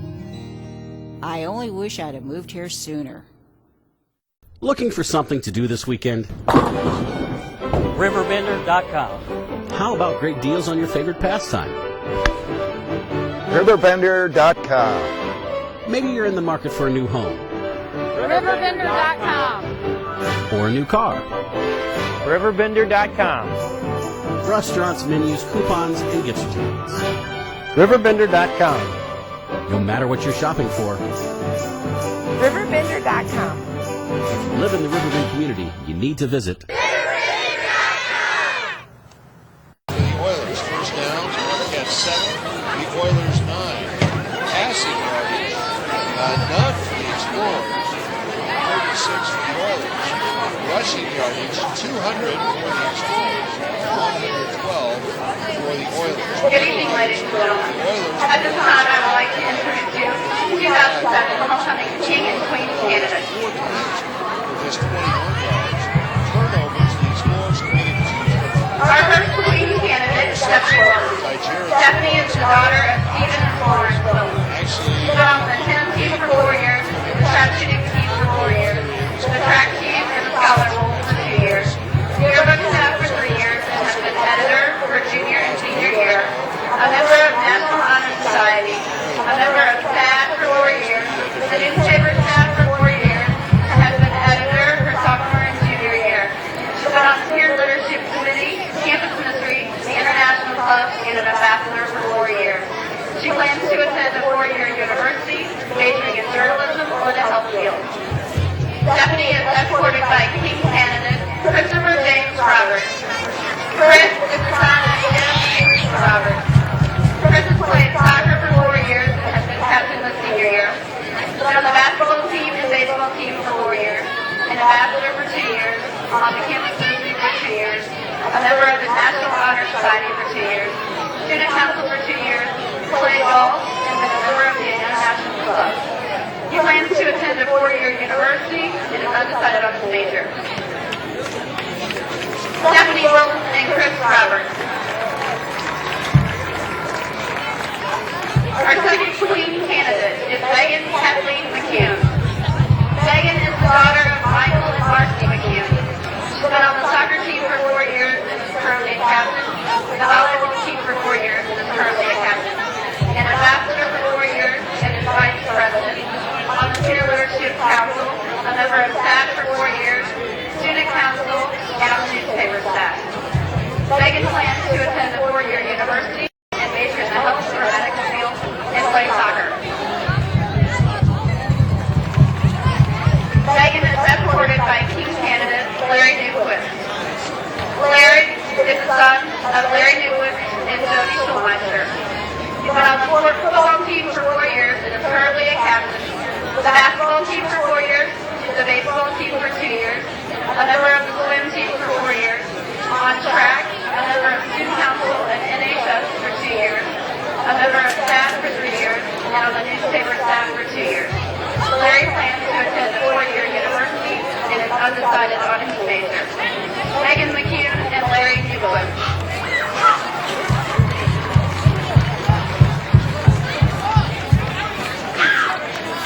Our third Queen candidate is Stevie LaFicus. Stevie is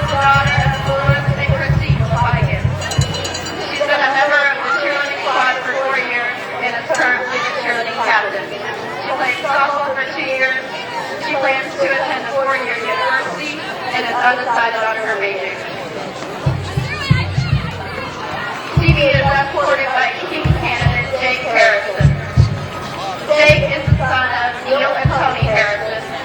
He's been a member of the football team for 4 years, the basketball team for 4 years, and on the National Honor Society. Jake plans to attend a 4-year university and is undecided on his major.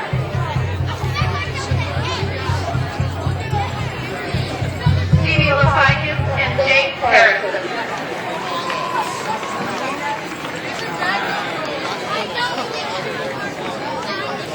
Our next Queen candidate is Samantha Kahn.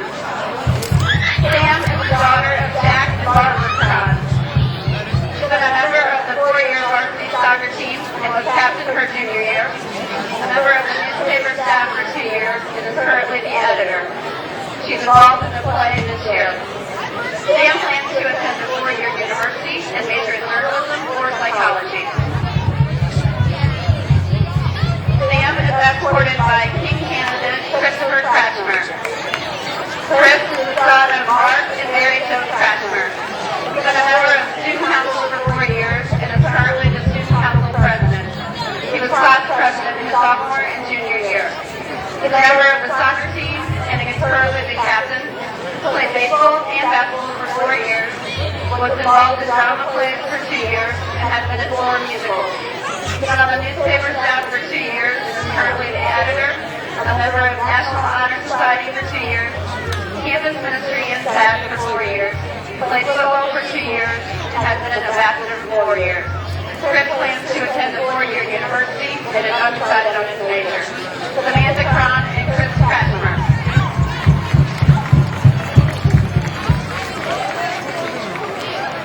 Our next Queen candidate is Marie Vaughn. Marie is the daughter of Jeff and Mary Vaughn. She's been a member of campus ministry for 4 years and an ambassador for 3 years, involved with Prize for 2 years, been on the yearbook staff and SAD for 1 year, on the newspaper staff for 1 year, and she played soccer and basketball for 4 years. Marie plans to attend a 4-year college and is undecided on a major. Marie is escorted by King candidate Max Beck. Max is the son of Bruce and Kathy Beck. He's played football for 4 years, been a member of National Honor Society for 2 years, Student Council for 2 years, played basketball for 2 years, and has been an ambassador for 4 years. Max plans to get into the medical field and become a doctor.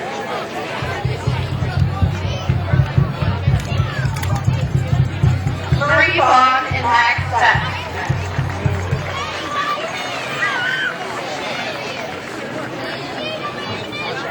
Our next Queen candidate is Christina Taftberry Claywell.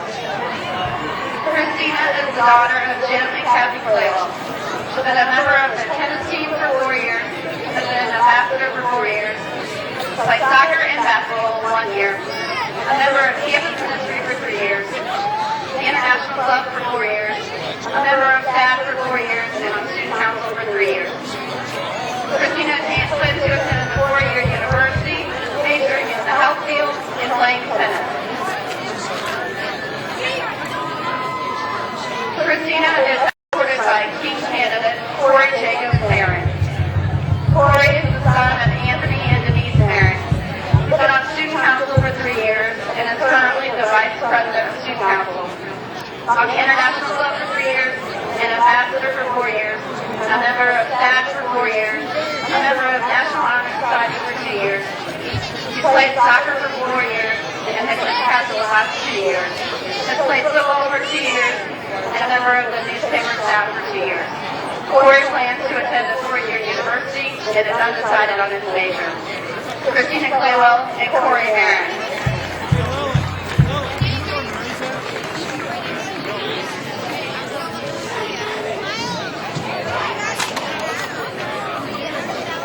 Our final Queen candidate is Maggie Miller. Maggie is the daughter of Pat and Meg Miller. She's been on the yearbook staff for 4 years and has been editor for junior and senior year. On the pom squad for 4 years and has been captain for junior and senior year. A member of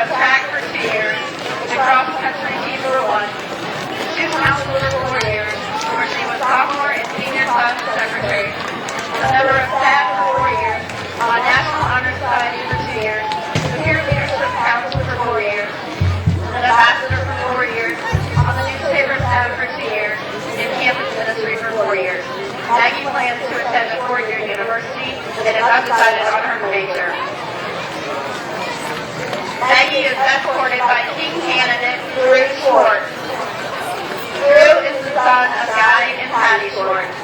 He's been on the football team for 4 years, the baseball team for 4 years, played basketball for 2 years, a member of Scholar Bowl for 2 years, on the wives team, a member of student council for 4 years, and is currently the senior class president, a member of the National Honor Society, involved with the staff for 4 years, an ambassador for 4 years, and involved with the drama department for 3 weeks. Drew plans to attend the 4-year university and is undecided on his major. Maggie Miller and Drew Schwartz.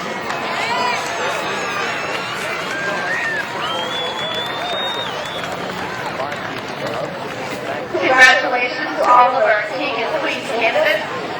Coronation will take place tomorrow night at 10:30 at the Homecoming Dance in Las Vegas.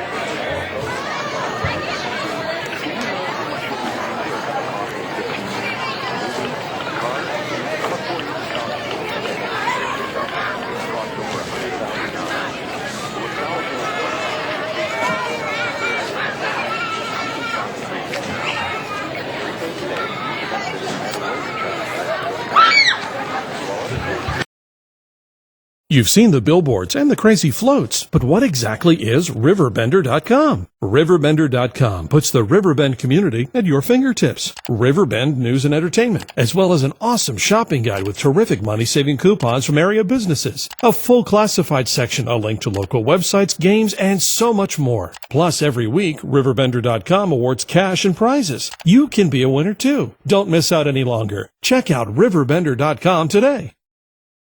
Did you know you can choose your own title company for your real estate transactions? Here are comments from people who chose Premier Title and Escrow Company. Use them on an average 3 or 4 times a month. We closed at the Premier office in Godfrey at 2 p.m. in the afternoon, and I was back to work by 2:30. They understand what I need when I call them, even if I can't express it properly to them. For your next real estate transaction, choose Premier Title and Escrow Company in Godfrey, offering professional service with a personal touch. Your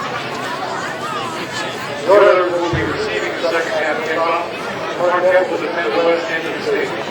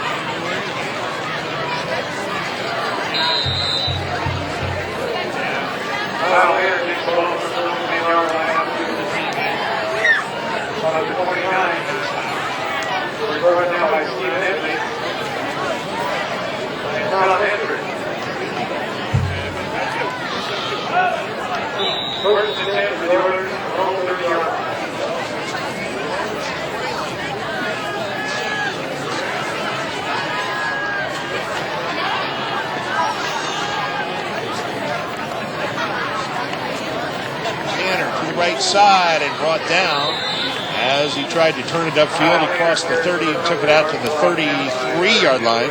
A gain of 3 for Hanner on that carry. Well, if I was in the locker room at halftime, I would have told the defensive end on the side opposite where Hanner line, be ready, he's coming. And that time, the end did force Hanner to turn it up. And then the linebackers filled and held him to a 3-yard gain. Double wing, that's not double tight. There's a receiver wide to the right side. Hanner in motion to the right side. They toss it. He turns that right corner, and he's bumped out of bounds shy of the 40-yard line. Out at we'll have to wait for the spot. We'll put it down at the 39, a gain of 6 on that carry for Kyle Hanner. 3rd and 1 for the Oilers. Hanner's been the workhorse, 15 carries for 72 yards. 3rd and 1, East Alton Wood River from their own 39-yard line as they trail 14-7 early 3rd quarter. Receiver wide to the left side, a double wing formation. Troy Gibson, the junior quarterback, gives it right up the middle to the fullback, and first down yardage out across the 40 to the 44-yard line. A gain of 5 on that carry for Jason Rogers, and the 10th first down of the night for the Oilers. So they put a man in motion. They brought another wing back on and faked a counter and gave it instead to the fullback right up the middle, and he had an easy 5. A receiver wide to the right side. Again, the double wing formation. 1st and 10, Oilers from their 44. Hanner in motion to the right side. They pitch it to Hanner, and there is Jake Harrison to greet him in the backfield and bring him down for a loss of 4. Well, Harrison was playing that left end, I believe, and he just came right across the line of scrimmage and just laid him out. Harrison made that same play back in the first half, but somehow Hanner escaped, reversed his field, and picked up about 15 yards. That time, Harrison said, "You're not getting away." And he wrapped him up and threw him to the turf. Now the Oilers go double tight, double wing, 2nd and 14 from their own 40. And here is the give to Hanner, and he goes nowhere. Another loss on the play as they try to run a counter that time. Was that Hanner? I believe it was. And he loses 2 on that carry. It's going to be 3rd and 16. I believe they sent the linebacker Newquist right up the gut, and he met Hanner right after he took the handoff. So now they send a receiver wide to the left side. That's Kyle Scott. Double wing formation, actually 2 wings to the left side. And back to throw is Gibson. Lets it go out to the left side, and that is intercepted by Derek Dahm. He stepped in front and made the interception. No, it's Zach Keenan, number 80. Keenan made that interception. He stepped in front of the intended receiver and intercepted it at the 50-yard line, was brought down right there, and the Explorers have their first possession of the second half on the turnover. Now it's Explorers' turn. What they need to do is to control the football and take it down and get a TD. Now the turnovers are even at 2 aside. 1st and 10 for the Explorers. Here's the give to Newquist. Off tackle to the left side. Keeps those legs turning, dragging tacklers with him, and he's got nearly a 10-yard pickup before he goes down. He looked like he was going to be stopped after 3, and he turned it into 9. Well, Newquist, as I said all along, is a load. He's 5'10", 190, and with Zerwas somewhat injured there, he needs to pick up the load here. Newquist, the lone setback, double wing formation. 2nd and 1 for the Explorers. Again, they give it to Newquist, and he's got first down yardage and then some inside the 40 down to the 36-yard line. A pickup of 5 for Newquist on that carry. And the 8th first down of the night for the Explorers. 1st and 10 at the Oiler 36-yard line. Newquist now 6 carries for 26 yards. Zerwas has only 8 carries, but he's got 148. Harrison 3 carries for 42 yards, so they've distributed the ball very well amongst their running backs. Now Zerwas in motion to the right side. They give it to Newquist. He tries to pop it outside to the right side. That was designed to go off tackle right. He tried to bounce it outside and picks up a couple inside the 35 down to the 34-yard line. A gain of 2. Well, Zerwas is in the game, but he hasn't touched the football at all this second half. He got out in front of Newquist on that play. And Newquist is out now. And Steve Utley makes his first appearance of the night, at least in the offensive backfield. Zerwas in motion now. They give it on that wing counter to Harrison. And Harrison now tries to reverse his field, breaking tackles, gets back to the line of scrimmage, but no more. A heroic effort by Jake Harrison to turn a loss into no gain. Actually, he gained a yard on the play, down to the 33-yard line, but that wing counter to Harrison that had worked so well 3 times in the first half, the Oilers were ready for it this time. So now 3rd and 7 for Marquette at the 33 of the Oilers. Marquette leading 14-7. We're down to 7:15 and counting remaining in the third quarter. Double wing formation with Drew Schwartz split to the right side. Utley in the backfield. Here is the give to Zerwas. Tries to turn that right corner. At the 30, at the 25. Puts on his ankle gave out, and he goes down at the 20-yard line. He put some moves on, but that ankle did give out on him, or maybe the turf gave out, and he was only able to take it to the 20-yard line. Just a 13-yard pickup and a first down for Zerwas. And he got back up and was walking back to the huddle, so the ankle wasn't that big of a problem. Well, if he had kept his feet on that last cut, he was going to be gone. He has some moves. I can't describe it. It's astounding. It's astounding to watch it. 1st and 10 for the Explorers at the Oiler 20-yard line. Here is the give. It's Zerwas on the single lead to the right side. Zerwas on his feet down to the 10-yard line. Zerwas picks up 10 on that carry. And let's see if he's got enough for the first down. It would be to Marquette's benefit if he does not, but I think they signal first down. Do they? I think so. Let's see where they put the football down. It is a first down. 1st and goal for the Explorers after the 10-yard pickup for Zerwas. 10 carries, 171 yards for Jared Zerwas. He and Newquist in the backfield, and here's the give on a single lead to the left side to Zerwas on his feet at the 5. Surges down to the 1-yard line, a gain of 9 that time for Zerwas. And I'll bet you he gets it again. He's unbelievable. I've coached a lot of years, but there's only been a few backs like Zerwas. He's a senior. He didn't play running back last year. No, he played a wideout. Played a split receiver. 2nd down and goal for the Explorers at the Oiler 1. Zerwas and Newquist, the split backs behind Max Vest. On the 2nd down play, the give to Zerwas. He walks in for the touchdown. His 3rd of the night. His 18th of the season. And bigger still, it extends the Explorer lead to 2 touchdowns, their biggest lead of the night. Zerwas just went a short jaunt over his right tackle, and he just laid down once he got into the end zone. I don't blame him. A 1-yard touchdown run for Zerwas. His 12th carry of the night, 181 yards rushing, 3 touchdowns. And now the extra point attempt by Marin is up high, long, but no good. He missed it to the right. So we're down to 5:54 remaining in the third quarter. The score now is Marquette 20, the Oilers 7. You're listening to Z1570 Radio Sports. Rolling Hills Golf Course, the friendliest golf course in the Riverbend area, has been providing an enjoyable golf experience and exceptional value for thousands of golfers every year. Rolling Hills offers a 27-hole golf facility, state-of-the-art driving range, and a clubhouse designed for tournament use. Bring out a few friends or have your next business meeting where you can enjoy a light lunch with cocktails and free Wi-Fi. Be good to yourself in your game. Come out and visit Rolling Hills Golf Course or see us online at rollinghillsgc.com.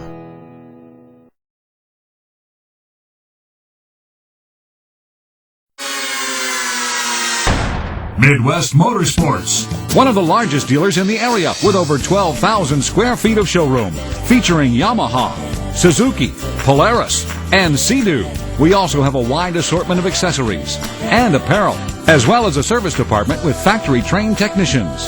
Midwest Motorsports, just south of Alton in Hartford, Illinois on Route 3, 4 miles north of I-270. Visit our website at MidwestMotorsports.com. Very well designed, very well executed. And Marquette has its biggest lead of the night, a 13-point lead halfway through the third quarter. Now a squib kick by Zach Keenan, and the Oilers having trouble picking it up. Finally do back inside their own 20, and they won't cross the 20 on the return. One of the up men finally came up with the football. And East Alton Wood River will start 1st and 10 from their own 20-yard line. Finally picking the ball up was Corey Valdez. And 1st and 10 for the Oilers just shy of their own 20. And now a critical juncture for East Alton Wood River, now trailing by 13. Their biggest deficit of the night. And they need to go 80-plus yards to try to get back into this football game. Double wing formation, double tight, and here is the give to the fullback. That's Rogers working the right side. Rogers crosses the 25 and takes it out to the 27-yard line. A gain of 7, almost 8 on that carry for Jason Rogers. Well, Rogers went over his right side, over his right tackle, and the Explorers were just not there. The linebackers were not there. 2nd and 2 for the Oilers. Just shy of their own 27-yard line. Double tight, double wing. Gibson pitches back, and that's Hanner. Hanner trying to work to the left side and picks up a yard, maybe, but he's going to be shy of the first down. He's going to bring about 3rd and 1. That was Corey Valdez on that carry. And Valdez picked up a yard. It's going to be 3rd and 1. Valdez 5 carries for 18 yards.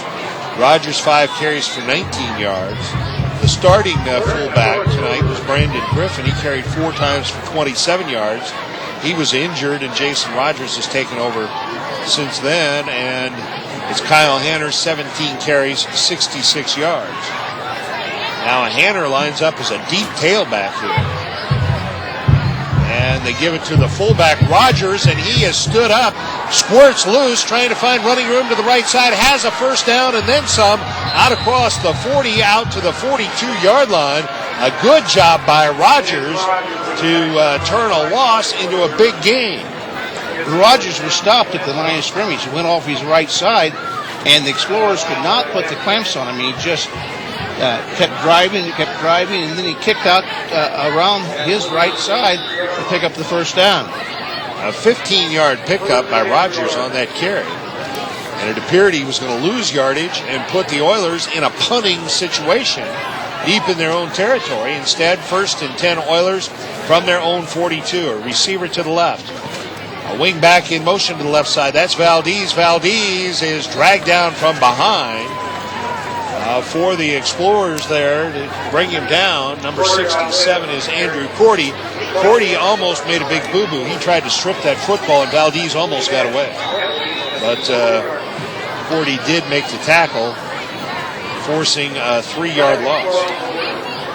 Is that the way you saw it? He was trying to strip the ball, wasn't he? Yeah. And he's probably going to get his butt chewed when they view films. 2nd down and 13 for the Oilers from their own 40-yard line. Double tight, double wing.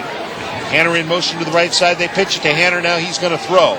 He stops, looking downfield. Now he reverses his field and picks up a wall of blockers. Crosses the 40 to the 45 to midfield. Inside the 45 of the Explorers, down to the Marquette 42-yard line. So the halfback option pass wasn't there, and instead Hanner turns it into a 19-yard gain down to the 41-yard line. Well, first of all, there wasn't even a receiver out in the right flat. And then he came back this side. Where was the right defensive end? He should have stayed at home waiting for things like that. So the 19-yard pickup is the 12th first down of the night for the Oilers. 1st and 10 at the Marquette 41-yard line. Receiver wide to the right side. Hanner in motion to the right side. He's going to sweep the right side. Harrison is there to cut him off. Now he reverses his field. Up the middle he goes, inside the 30, down to the 27 of the Explorers. And that'll be a pickup of 14 on that carry by Kyle Hanner and another first down. Well, that just shows you how good a back Hanner is. He sees that he's shut down and then comes back against the grain, and both instances he picked up first downs. That is the 13th first down of the night for the Oilers. It gives Hanner 99 yards rushing on 19 carries. 1st and 10 Oilers at the Marquette 27. A receiver to the right side. Hanner in motion to the right side. The give to the fullback, Rogers. Big hole up the middle. Rogers inside the 20 down to about the 19 of the Explorers, and that'll be a pickup of 8 for Jason Rogers. Well, the Explorers shot a linebacker there. They knew what play was coming, but they shot him to the wrong side. They shot him to the left side. He should have gone over left guard or right guard, and he would have been right in the hole. And now the Explorers want a timeout. It comes with 2:37 remaining in the third quarter. The score, Marquette 20, the Oilers 7. You're listening to Z1570 Radio Sports. It's time to book a date for your fall banquet and holiday party at Johnson's Corner. The banquet room at Johnson's Corner seats up to 80, and you can choose either a buffet or sit-down meal. Johnson's Corner will also cater to your home party, workplace, employee appreciation party, birthday party, or a holiday party. When Johnson's Corner caters, you can count on prompt personal service, and afterwards, they'll even clean up the food mess. Call for available dates, 465-5640. Johnson's Corner, the most popular corner in Alton. RiverBender.com's live coverage of today's game brought to you by Gerard Fisher, American Family Insurance. Johnson's Corner, the most popular corner in Alton. Premier title, professional service with a personal touch. Chuck West Agency, serving your insurance needs for 47 years. Rolling Hills, the friendliest golf course in the Riverbend. Roberts Motors in Alton and Wood River. Midwest Motorsports, your fun headquarters in Hartford. United Methodist Village, where living is easy. And by Century 21 Seneca Edwards, big or small, we sell them all. After the Marquette Explorers took a 2-touchdown lead midway through the third quarter, the East Alton Wood River Oilers have shaken Kyle Hanner loose for a couple of big plays. And now the Oilers threaten to get back into this football game. 2nd and 2 Oilers at the Marquette 20-yard line, with 2:37 remaining in the third quarter, and Marquette leading 20-7. This is a critical series for the Oilers. They put a receiver wide to the right side. Gibson turns and gives it to the wingback trying to sweep the left side, and that play picks up about 3, maybe 4 down to the 17-yard line. With his first carry of the night, it's A.J. Cadle. And Cadle has first down yardage at the Explorers 17-yard line after a gain of 4. And that'll be the 14th first down of the night for the Oilers. So moving the football has not been a problem for them. Turnovers have hurt. And they had a drive stall deep in Marquette territory late in the first half. 1st and 10 Oilers at the Marquette 17. Hanner, a deep tailback, and tries to work the right side, breaks a tackle at the 15, and takes it down to about the 13-yard line for a gain of 4, maybe 5 on that carry, depending upon where they spot it. It is a 5-yard pickup down to the 13-yard line. Well, the Explorer defense have got to gut up.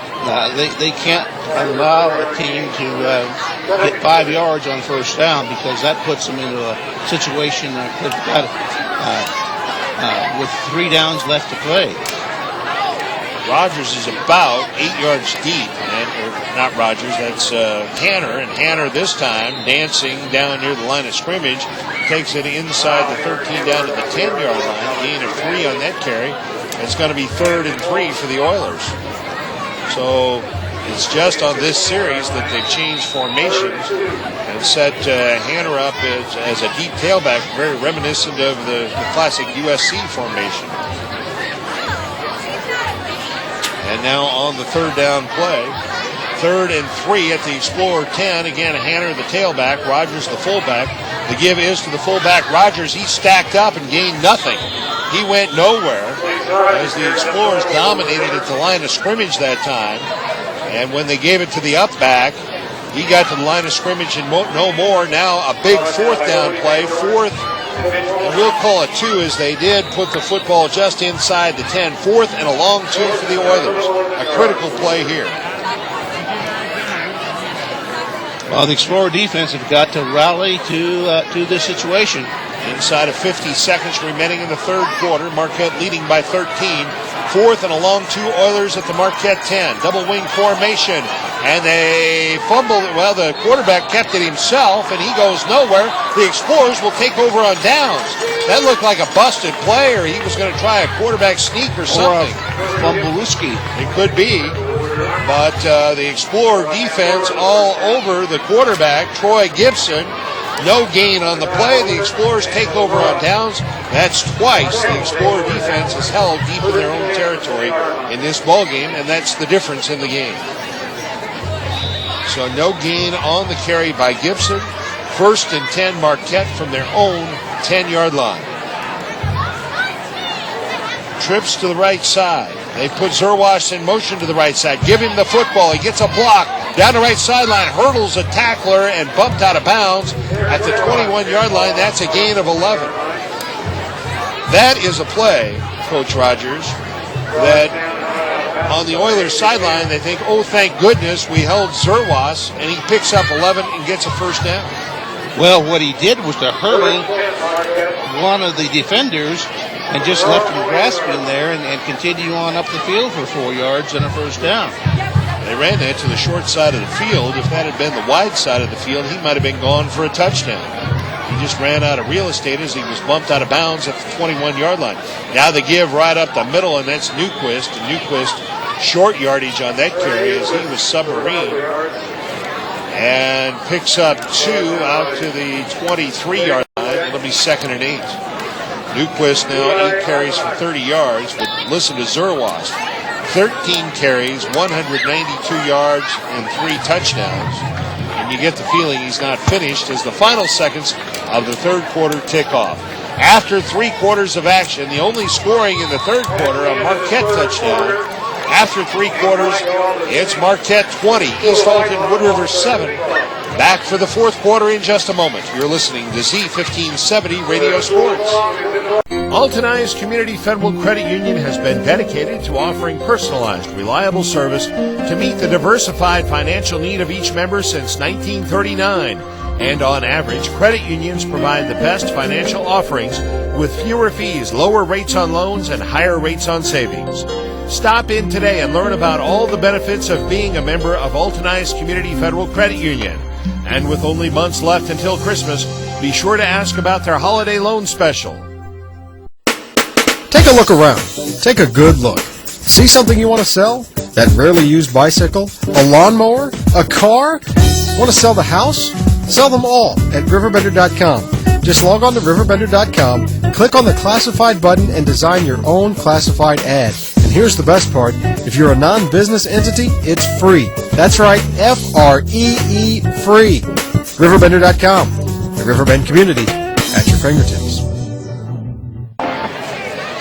It's a 20-7 Marquette lead over the East Alton Wood River Oilers as we get set for action here in the fourth quarter. Sam Stem here alongside is the Hall of Famer John Rogers. The Explorers looking for their 5th victory of the season. Their only loss back in week 2 at Greenville to the Comets. And Marquette looking for its 4th consecutive victory. And they lead it 20-7 with 12 minutes remaining to play. Marquette has the football. 2nd and 8 from their own 23-yard line. Max Vest has attempted only 1 pass here tonight.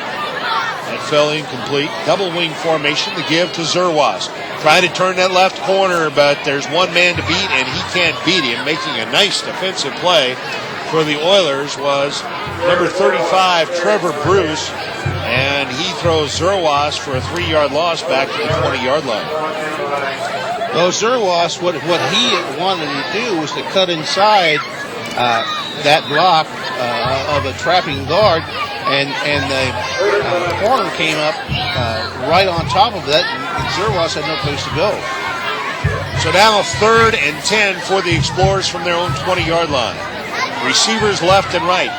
Best in the shotgun, and the give is, they fumbled the football. It's loose on the turf. And who has it? The Oilers have the football. Marquette, I think, tried to hand it to Newquist.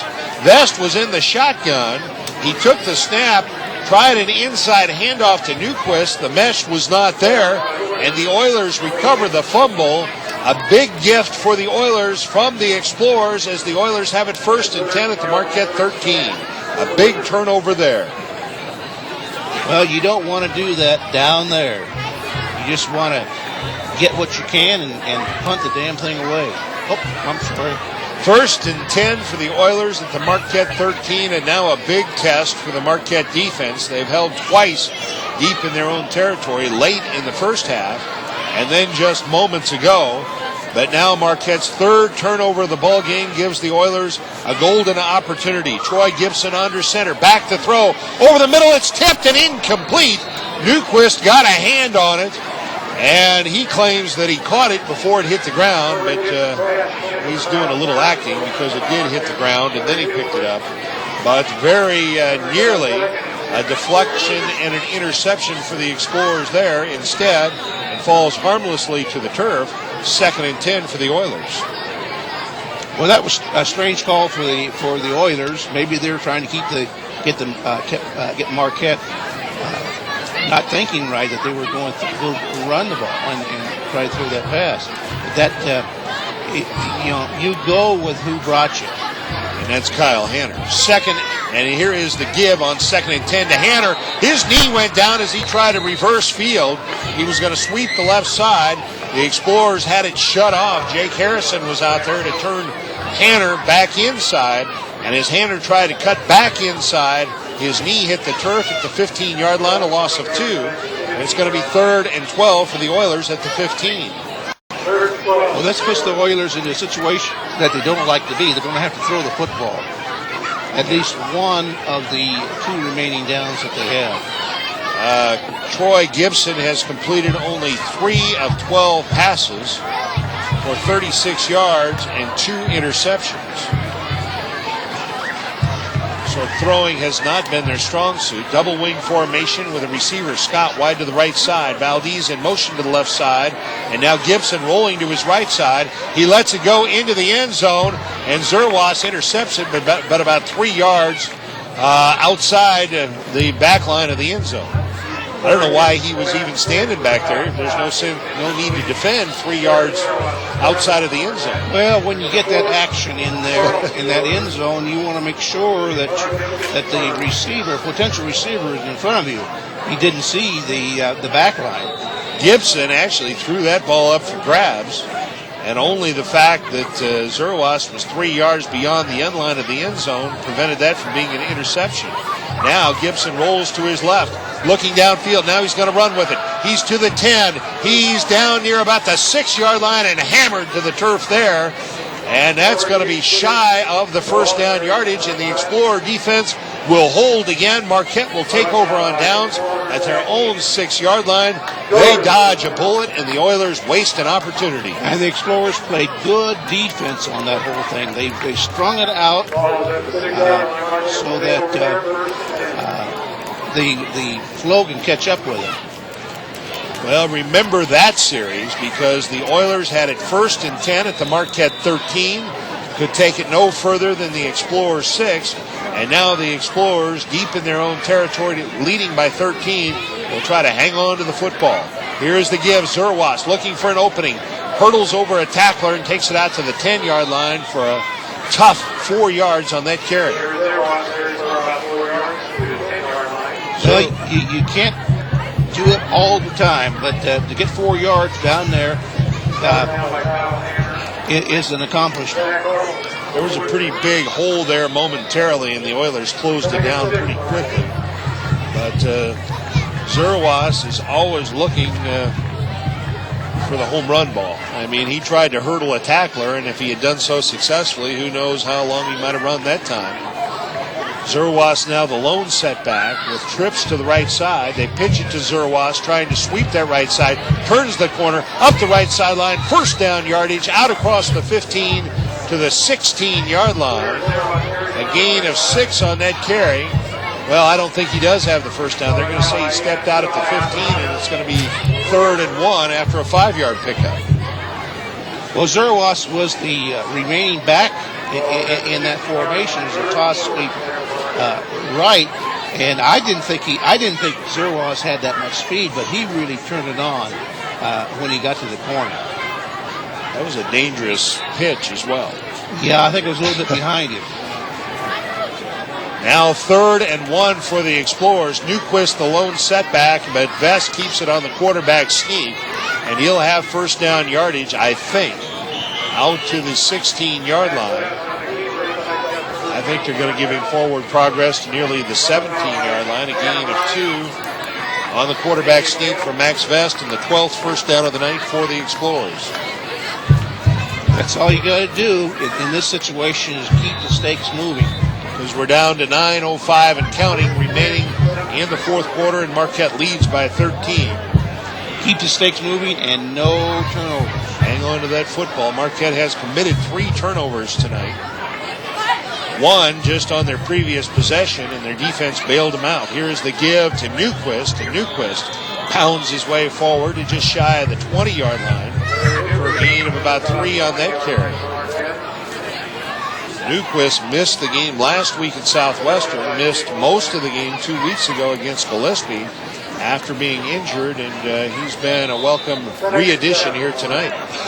9 carries for 33 yards, but they're tough yards. Although he did fumble once. 2nd down and 7, Marquette from their own 20. Receivers left and right. Here's the give to Zerwas on the wing counter. Big opening. Zerwas on his feet at the 30, at the 35, dragging tacklers to the 40, to the 45, to the 48-yard line. What a run by Jared Zerwas. Good for 28 yards. He is unbelievable. I wish I had a running back like that. 226 yards rushing and 3 touchdowns for Jared Zerwas. It's not just the moves. It's not just the speed. It's the ability to break tackles and to drag tacklers with him. He's not that big. Where does he get the strength? That's what I was going to say. When you're 155 pounds, how can you break tackles with that build? Double wing formation, 1st and 10. Here is the give. It's Newquist, and Newquist gains a yard out to the 49-yard line, working the left side. A gain of 1 for Larry. 2nd down and 9 for the Explorers, but the clock continues to run. Agonizingly so for the Oilers and their fans, and not quickly enough for the Explorers and their fans. Marquette leading 20-7, 7.5 minutes remaining in the fourth quarter. And Marquette facing 2nd and 9 from their own 49. Drew Schwartz now checks out. Zach Keenan checks in. And splitting wide to the right side for the Explorers is Bryce Smith. Double wing formation. And here is the give to Jake Harrison. Now a flag is thrown. And that's not going to be good news for Marquette, as Harrison picked up a yard. But the flag will cost the Explorers. That'll be the first penalty for Marquette, the first penalty for either team here in the second half. This has really been a well-played ball game, despite the 5 turnovers. Nonetheless, very well played, I think. Yes, it has been. And the Explorers, they can't do it now. But as I said, Wood River is giving them an 8 to 9-man front if they could just do a pop pass. Because that safety is sucked up so much into the middle that it's wide open on a slant or a post. So the first penalty of the second half is a 10-yard walk-off against the Explorers for a holding. 2nd and 18 Marquette from their own 40-yard line. Receivers left and right. Zerwas in motion to the right side. Back to pass Vest. Sets up a screen to Newquist on the left side. To the 40, to the 45, to midfield. Dragging tacklers to the 46 of the Oilers before he's brought down. A pickup of 14 on a very well-designed and executed screen pass to the left side. Let's call it a 15-yard pickup to the 45 of the Oilers. Well called by the old coach.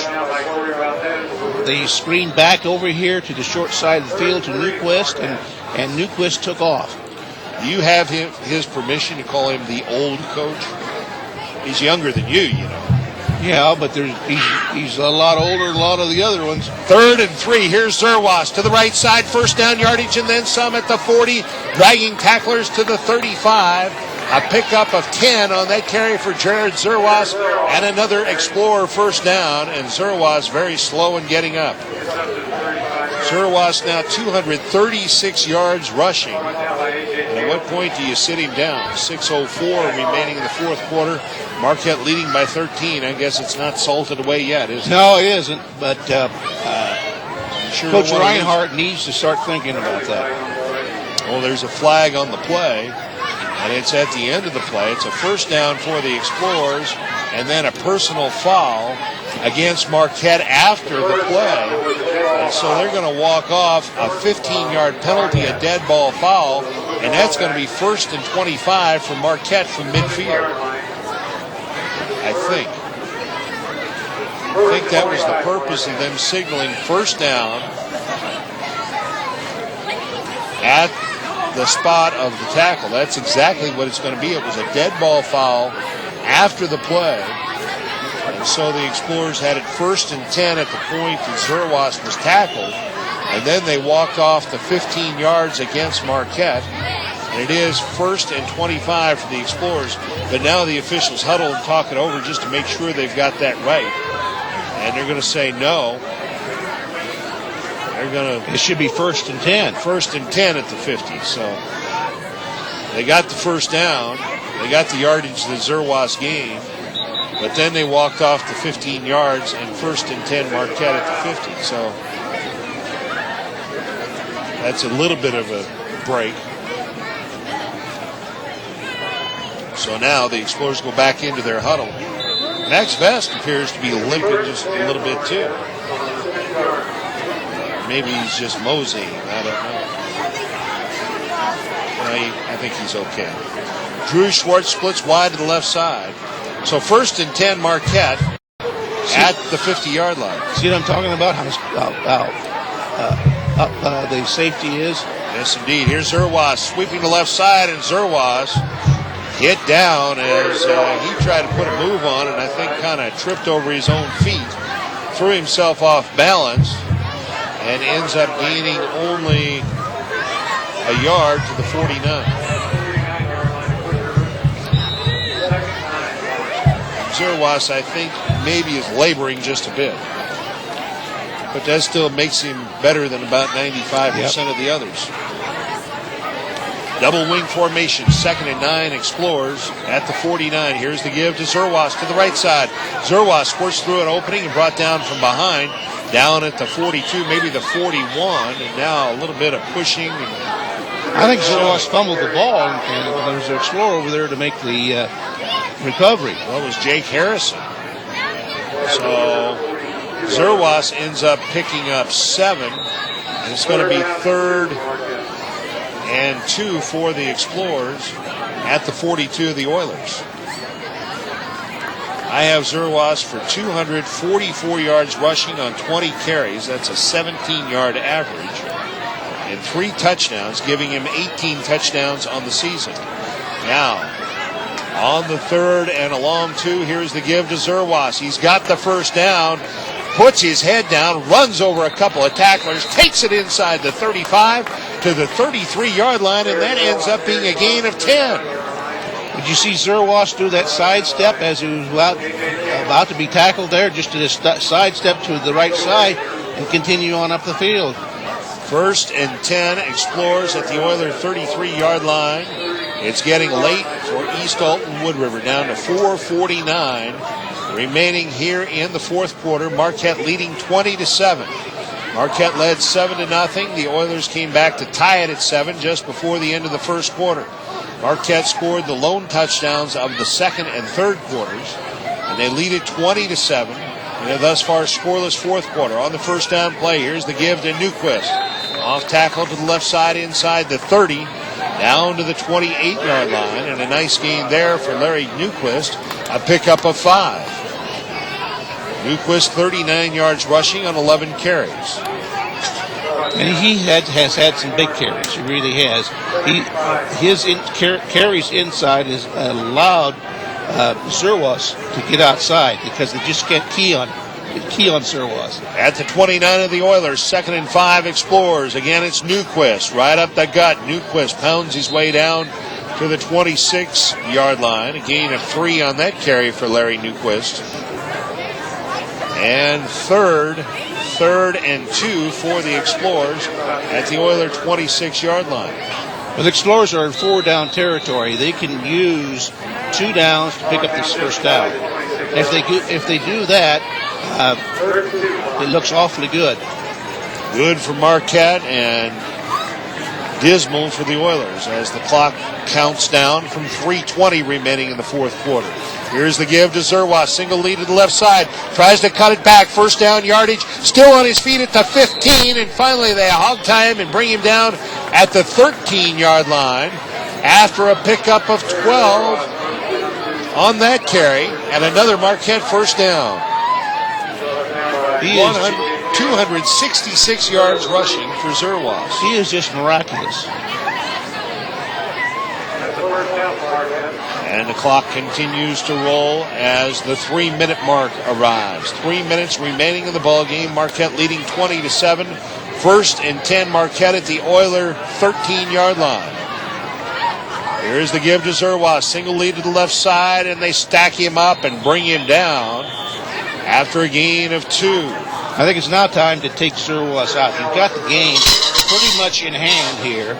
And you've got some coaches got enough good running backs back there that they could give Zerwas a spell. 2nd down. Well, really, that was about a gain of 3 for Zerwas. 2nd and 7 at the 11 of the Oilers. I have Zerwas for 269 yards rushing. That's unofficial on 23 carries. On 2nd and 7 at the Oiler 11. Now the Explorers will be whistled for, well, they call for a timeout as they had a little problem with the formation. 2:05 remaining 4th quarter.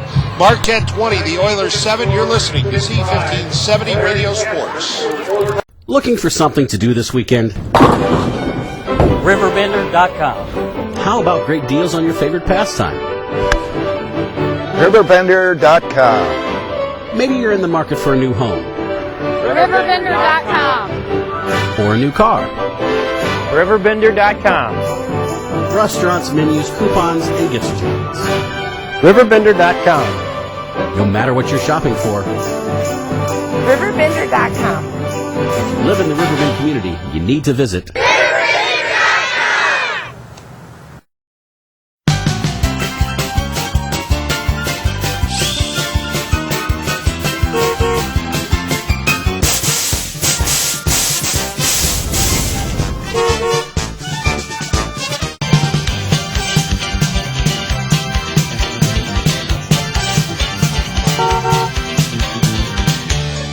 What do I have to do to sell you a car today? Roberts Motors, 2 locations, Alton and Wood River. WBGZ Alton, Sam Stem with you from Public School Stadium in Alton. John Rogers alongside. The Marquette Explorers trying to close out their 5th victory of the season. Face 2nd and 7 at the 11 of the Oilers. Here's the give to Zerwas. Double lead to the right side, and Zerwas pounds his way down to about the 6. Maybe the 5-yard line. They're going to spot him down at the 6. That time they ran out of the power I formation to get another blocker out in front of Zerwas. So he picks up 5 on that carry. And this time the Oilers want a timeout as Marquette will face 3rd down, 3rd and 3. Timeout on the field, 1:49 remaining. Back in a moment. You're listening to Z1570 Radio Sports. The more your life changes, the more your insurance needs change. I'm Gerard Fisher of American Family Insurance. In just minutes, I can conduct a free personal insurance review to help you determine how much and what type of coverage is right for you with no costly gaps or overlaps. Interested? Call me, Gerard Fisher of American Family Insurance today at 466-7062. American Family Insurance. Century 21 Seneca Edwards has been serving the community for over 30 years and prides itself on customer service. If you're in the real estate market, they provide the experience and service you need to make the best decisions. They offer over 50 exceptional agents who are highly trained to help you through the buying and selling process. With offices in Godfrey, Brighton, and Staunton, Century 21 Seneca Edwards is bridging the gap in the real estate industry. Check them out online at c21seehomes.com. It's going to be 3rd and 3 Marquette. Just outside the 7 of the Oilers. Marquette leading 20-7. 1:49 remaining in the football game. So the Explorers come from the near sideline and head out onto the field and set up on this 3rd down play. Zerwas, the tailback, out of the power I formation. The give is to Zerwas. They try to run the weak side, and Zerwas the Oilers are keying on him. They know he's going to get the football. That ends up being a loss of 4 on that play. And now Marquette takes a timeout as they want to, I don't know what they're going to do. They're going to try a field goal. I think they're discuss about a field goal. Yes, they are. they're not going to discuss it. They're going to do it as they send Corey Marin out onto the field. So Marquette with just a 13-point lead. Now you can have an interesting discussion on this. You run the risk by trying a field goal of having it blocked and maybe return for a touchdown and putting the Oilers in a position where they could try an onside kick and win the football game. However, if you kick the field goal, it takes 3 Oiler possessions, it's over.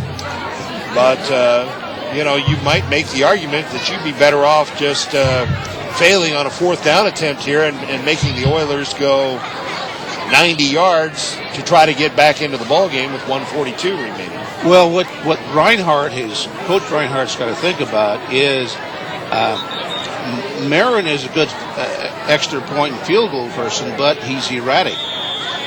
And so you need to have the 3 points. Do you want to keep them deep in their territory and let them work to get 2 scores, or kick the field goal? Well, we'll find out. A 28-yard attempt. Vest puts it down. Marin puts it up. It's high, it's long, and it is good. So they execute, and the Explorers extend their lead. 1:35 remaining 4th quarter. It's now Marquette 23, the Oilers 7.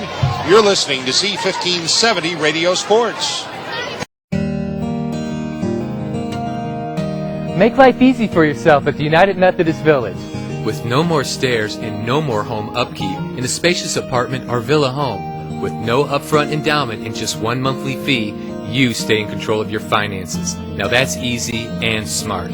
Countryside living that is fun, neighborly, and only minutes from the Clark Bridge. The United Methodist Village, where living is easy. I only wish I'd have moved here sooner. You've seen the billboards and the crazy floats, but what exactly is RiverBender.com? RiverBender.com puts the Riverbend community at your fingertips. Riverbend news and entertainment, as well as an awesome shopping guide with terrific money-saving coupons from area businesses, a full classified section, a link to local websites, games, and so much more. Plus, every week, RiverBender.com awards cash and prizes. You can be a winner too. Don't miss out any longer. Check out RiverBender.com today. The Marquette lead is 16 with just 1:35 remaining in the 4th quarter. So the Oilers could tie it on just 2 possessions, but they'd need 2 touchdowns and 2 two-point conversions. And so the field goal assured Marquette that they couldn't be beat in 2 possessions. And now a squib kick, and the Oilers finally pick it up at the 31. That's Valdez, and he goes nowhere. Well, he picks up a yard out to the 32, so now the Oilers have to move, and they have to move quickly. And, of course, Marquette will drop back in a prevent. And the Oilers haven't shown much ability to throw the football here tonight. Gibson completing 3 of 14 pass attempts for 36 yards and 2 interceptions. So Marquette just has to hang on to this 16-point lead over the next 1:31, and they will go to 5-1 on the season and head down to Roxana to try to keep their winning streak alive next Friday night.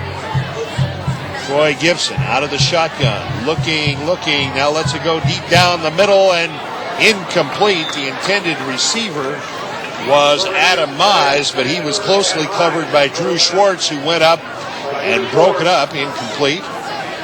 And that was still a little scary. Remember the pass interference call on Schwartz? Earlier, it could have very easily been called there. 2nd down and 10 for the Oilers from their own 23-yard line. East Alton Wood River trails by 16 out of the shotgun. Troy Gibson looking out to his left. Now under some pressure, now being hit, and now being sacked all the way back at his own 12-yard line with the sack. Is that Gary Clark, 25? And Gibson was injured on the play. Well, that was an inexperienced quarterback for you, because Gibson had all kinds of time. And when he couldn't find anybody open, at some point in time, you've just got to throw it away, and he decided he was going to get back there and try and scramble. Gary Clark closed and tackled him, and then Gibson was injured on the play. And so staff from the Oilers sideline comes in, as does Dr. Vest from the Explorers sideline, and they'll take a look at Troy Gibson. That'll stop the clock with 1:06 remaining. Marquette will improve to 5-1 overall, 3-0 in the South Central Conference West, and extend their winning streak to 4 games. They have a date next Friday night in Roxana against the Shells, who were winless going into this week's action. And then we'll return home 2 weeks from tomorrow night on Saturday, the 13th of October. For a dandy one. It could very well be a dandy one against the Carlinville Cavaliers. You know, early in the broadcast, we talked about rivalries. Well, there's always been a good rivalry between Marquette and Carlinville. I think a rivalry that I would say is a very respectful rivalry. I think Marquette has always respected Carlinville, and they have always respected Marquette. It's not one of those trashy rivalries. It's a rivalry where I think both teams just love to put the pads on and let's go out and hit and see who's the toughest this week. You didn't have to worry about Carlinville coming down and trashing your high school. That's true. Like some other schools I will not mention. So now they roll the clock as Gibson goes to the far sideline, and we'll try to pick up the number of the backup quarterback here. That's going to be number 13 for the Oilers. That's Brandon Corey, a sophomore. And now confusion on the snap count as Scott is about 15 yards downfield, and they still haven't snapped the ball. So the Oilers will pick up a 5-yard penalty. So this one is over. And it's been a tough start for Brad Hasquin. His team will drop to 2-4 and 1-2 in the South Central Conference, but they've got 3 winnable games coming up. They've got to just go out and win them and then hope they have enough points to get in the playoffs. But they played well here tonight, but the Explorers played just a little bit better. And the legend of Jared Zerwas will spread even further and wider after tonight's performance. Now here's a fumble by Corey, and Marquette will recover at the 6-yard line. And Marquette will have to kill the final 12 seconds, and this game will be over. That is the 3rd turnover of the night committed by the Oilers, so the teams will finish even on turnovers, 3 apiece. And Marquette will have its 5th victory, and the Oilers will suffer their 4th defeat. So they'll send the offense, the Explorers will, out onto the field as they will take over 1st and goal at the Oilers 6. And they'll do nothing, I'm sure, but take a knee, let the final 12 seconds expire, and have a big homecoming victory here at Public School Stadium in Alton. You know, I think these Black Pants are starting to look better and better all the time. We're undefeated in the Black Pants, Coach. Undefeated. Okay, Sam. I wish somebody on that school board would ask about that. Put the president of the board on the hot seat. That's not a board issue. The final 12 seconds tick off. The Explorers pick up their 5th victory of the season, improve to 5-1. The East Alton Wood River Oilers fall to 2-4. It's a big homecoming victory for Marquette before a big homecoming crowd. The final score, Marquette 23, East Alton Wood River 7. Back to wrap it up in just a moment. You're listening to Z1570 Radio Sports. Higher to the mountains. Oh, but I love the ocean. There are places you want to get to in life. Give me 4 here, Brian. And now your 4 State Farm agent can help guide you with the free State Farm Insurance and Financial Review to prioritize your needs and help you plan a roadmap for your financial future. Come on, nothing beats pine trees. Except for palm trees. Call and schedule yours today. Like a good neighbor, State Farm is there. Contact Tom Lane to lay out your roadmap to retirement today at 377-8912 across from Gino's 140 Club in Bethalto. Hello, my name is David Stevenson. My family owns quality Pontiac, GMC, Cadillac, and now Buick. I would like to welcome you to our dealership. If you have not already visited us, I want to assure you that you'll find us friendly and professional. Our sales staff has 3 responsibilities for every client. 1, to help find the best vehicle. 2, to make sure it fits in your budget. 3, and most importantly, to do all this in a timely manner. Whether you're looking for a new or quality pre-owned vehicle, give us a try. You will not be disappointed. Quality Pontiac, GMC, Cadillac, and now Buick on the Parkway in Alton. RiverBender.com's live coverage of today's game brought to you by Gerard Fisher, American Family Insurance. Johnson's Corner, the most popular corner in Alton. Premier title, professional service with a personal touch. Chuck West Agency, serving your insurance needs for 47 years. Rolling Hills, the friendliest golf course in the Riverbend. Roberts Motors in Alton and Wood River. Midwest Motorsports, your fun headquarters in Hartford. United Methodist Village, where living is easy. And by Century 21 Seneca Edwards, big or small, we sell them all. Rolling Hills Golf Course, the friendliest golf course in the Riverbend area, has been providing an enjoyable golf experience and exceptional value for thousands of golfers every year. Rolling Hills offers a 27-hole golf facility, state-of-the-art driving range, and a clubhouse designed for tournament use. Bring out a few friends or have your next business meeting where you can enjoy a light lunch with cocktails and free Wi-Fi. Be good to yourself in your game. Come out and visit Rolling Hills Golf Course or see us online at rollinghillsgc.com. Hi, this is Josh Farley with Edward Jones.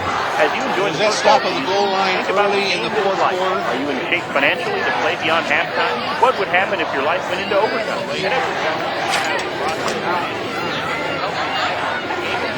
Tax advantage investments.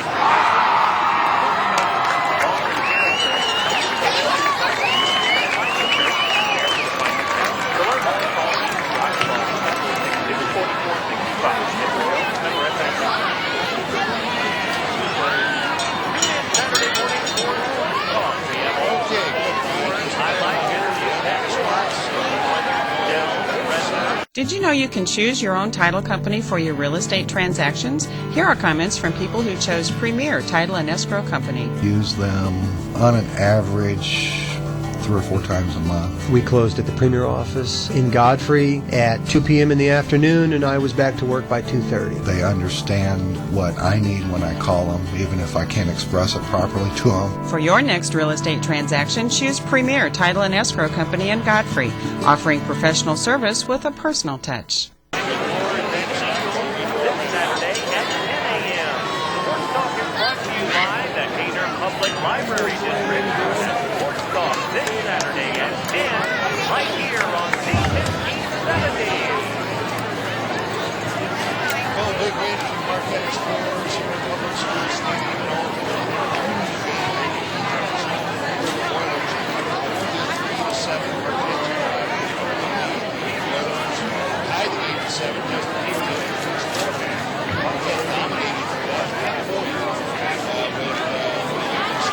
Second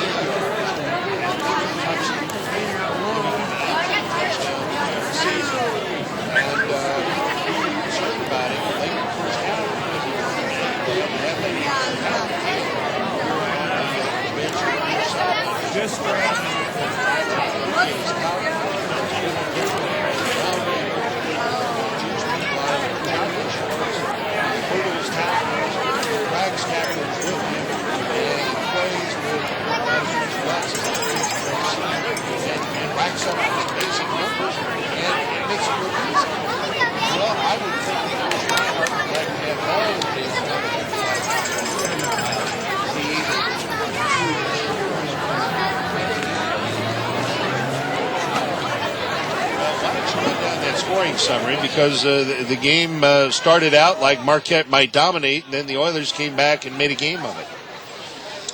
Okay, the Explorers got off very early in this ball game on a 4-yard, 58-yard drive.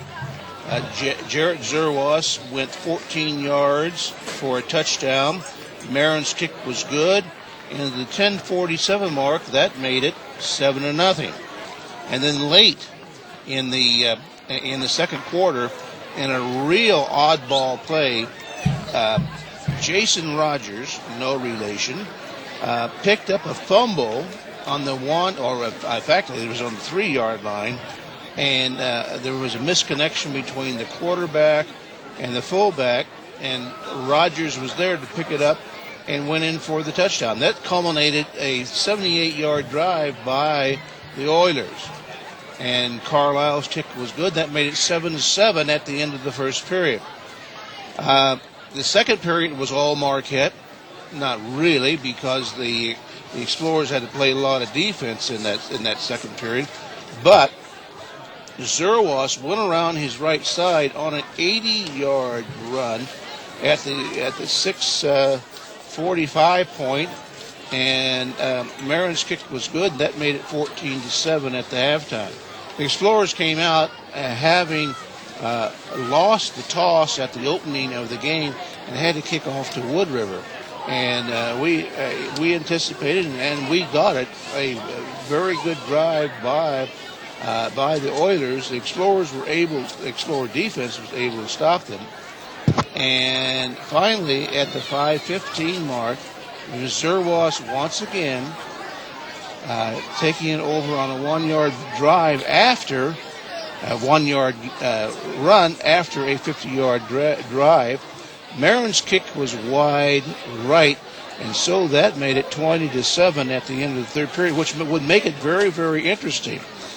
And key to the ball game, I think, Sam, was that the Oilers had the Explorers down on their 12-yard line. Was that correct? Yep. First and 10 there, and they were unable to come away with any points. The Explorer defense stood up, stopped them. The Explorers got the ball, and then they drove the length of the field, and at the 1:35 mark, Marin kicked a 26-yard field goal to make the final 23-7. So the Explorers improved to 5-1 on the season, 3-0 in the South Central Conference. They head for Roxana next Friday night to take on the Shells. Meanwhile, the Oilers fall to 2-4 overall, 1-2 in South Central Conference play. And the Oilers will be home next Friday night hosting the Southwestern Piasaw Birds. One more time, we started this game talking about how this could really be exciting to watch a couple of feature backs. Kyle Hanner for the Oilers and Jared Zerwas for the Explorers. Neither failed to perform. Kyle Hanner, 22 carries for 107 yards on the night, but he was trumped by Jared Zerwas, who carried 25 times for 280 yards and 3 touchdowns, and Zerwas now has 18 touchdowns on the season. The school record is 25, and Zerwas has 3 more games remaining. But the more important thing is that the Explorers now are sitting in very good position in terms of the playoffs, because if they can win next week, they will be assured a playoff spot.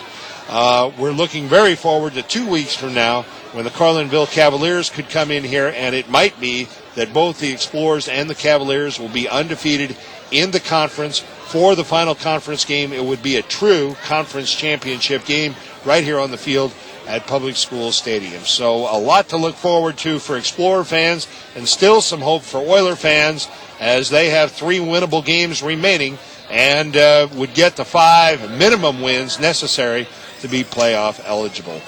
RiverBender.com's live coverage of today's game brought to you by Gerard Fisher American Family Insurance. Johnson's Corner, the most popular corner in Alton. Premier title, professional service with a personal touch. Chuck West Agency, serving your insurance needs for 47 years. Rolling Hills, the friendliest golf course in the Riverbend. Roberts Motors in Alton and Wood River. Midwest Motorsports, your fun headquarters in Hartford. United Methodist Village, where living is easy. And by Century 21 Seneca Edwards, big or small, we sell them all.